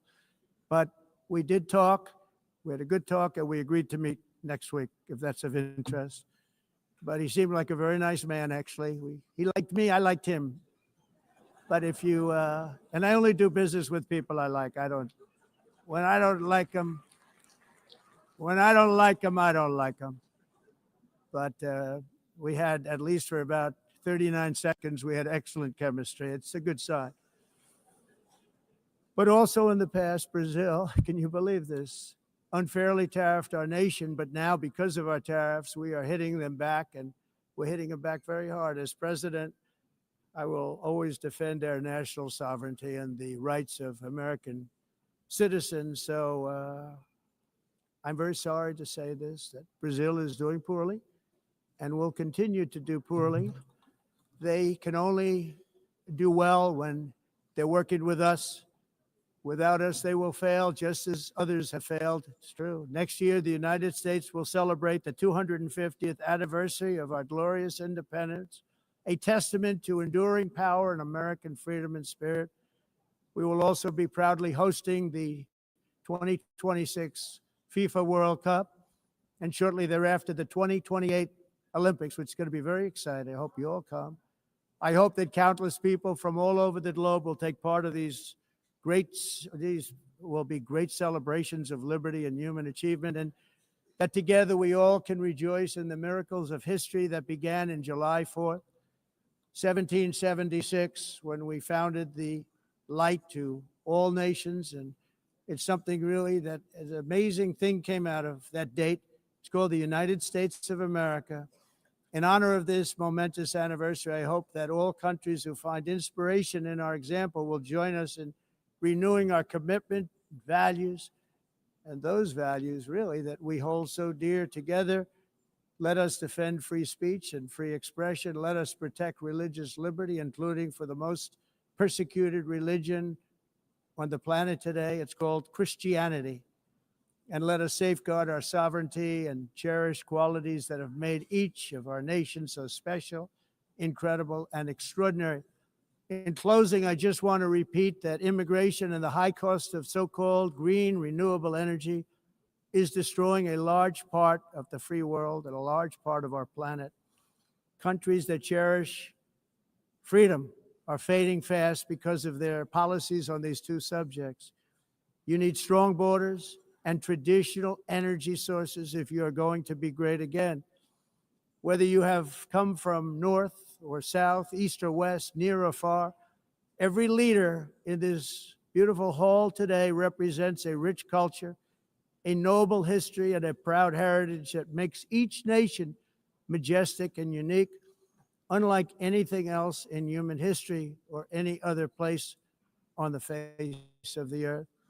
From London to Lima, from Rome to Athens, from Paris to Seoul, from Cairo to Tokyo and Amsterdam to right here in New York City, we stand on the shoulders of the leaders and legends, generals and giants, heroes and titans who won and built our beloved nations, all of our nations, with their own courage, strength, spirit, and skill. Our ancestors climbed mountains, conquered oceans, crossed deserts, and trekked over wide open plains. They charged into thunderous battles, plunged into grave dangers, and they were soldiers and farmers and workers and warriors and explorers and patriots. They built towns into cities, tribes into kingdoms, ideas into industries, and small islands into mighty empires. You're a part of all of that. They were champions for their people who never gave up and who never, ever gave in. Their values defined our national identities. Their visions forged our magnificent destiny. Everybody in this room is a part of it in your own way. Each of us inherits the deeds and the myths, the triumphs, the legacies of our own heroes and founders who so bravely showed us the way. Our ancestors gave everything for homelands that they defended with pride, with sweat, with blood, with life, and with death. Now the righteous task of protecting the nations that they built belongs to each and every one of us. So together, let us uphold our sacred duty to our people and to our citizens. Let us protect their borders, ensure their safety, preserve their cultures, treasure, and traditions, and fight, fight, fight for their precious dreams and their cherished freedoms.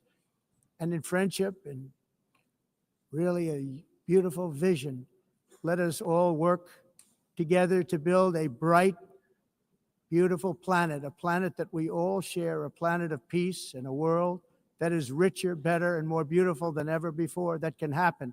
It will happen. It will happen, and I hope it can happen and start right now, right at this moment. We'll turn it around. We're going to make our countries better, safer, more beautiful.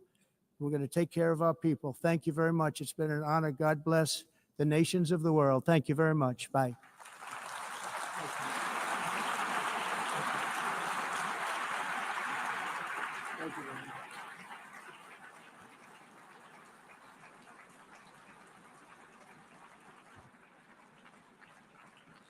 On behalf of the Assembly, I wish to thank the President of the United States,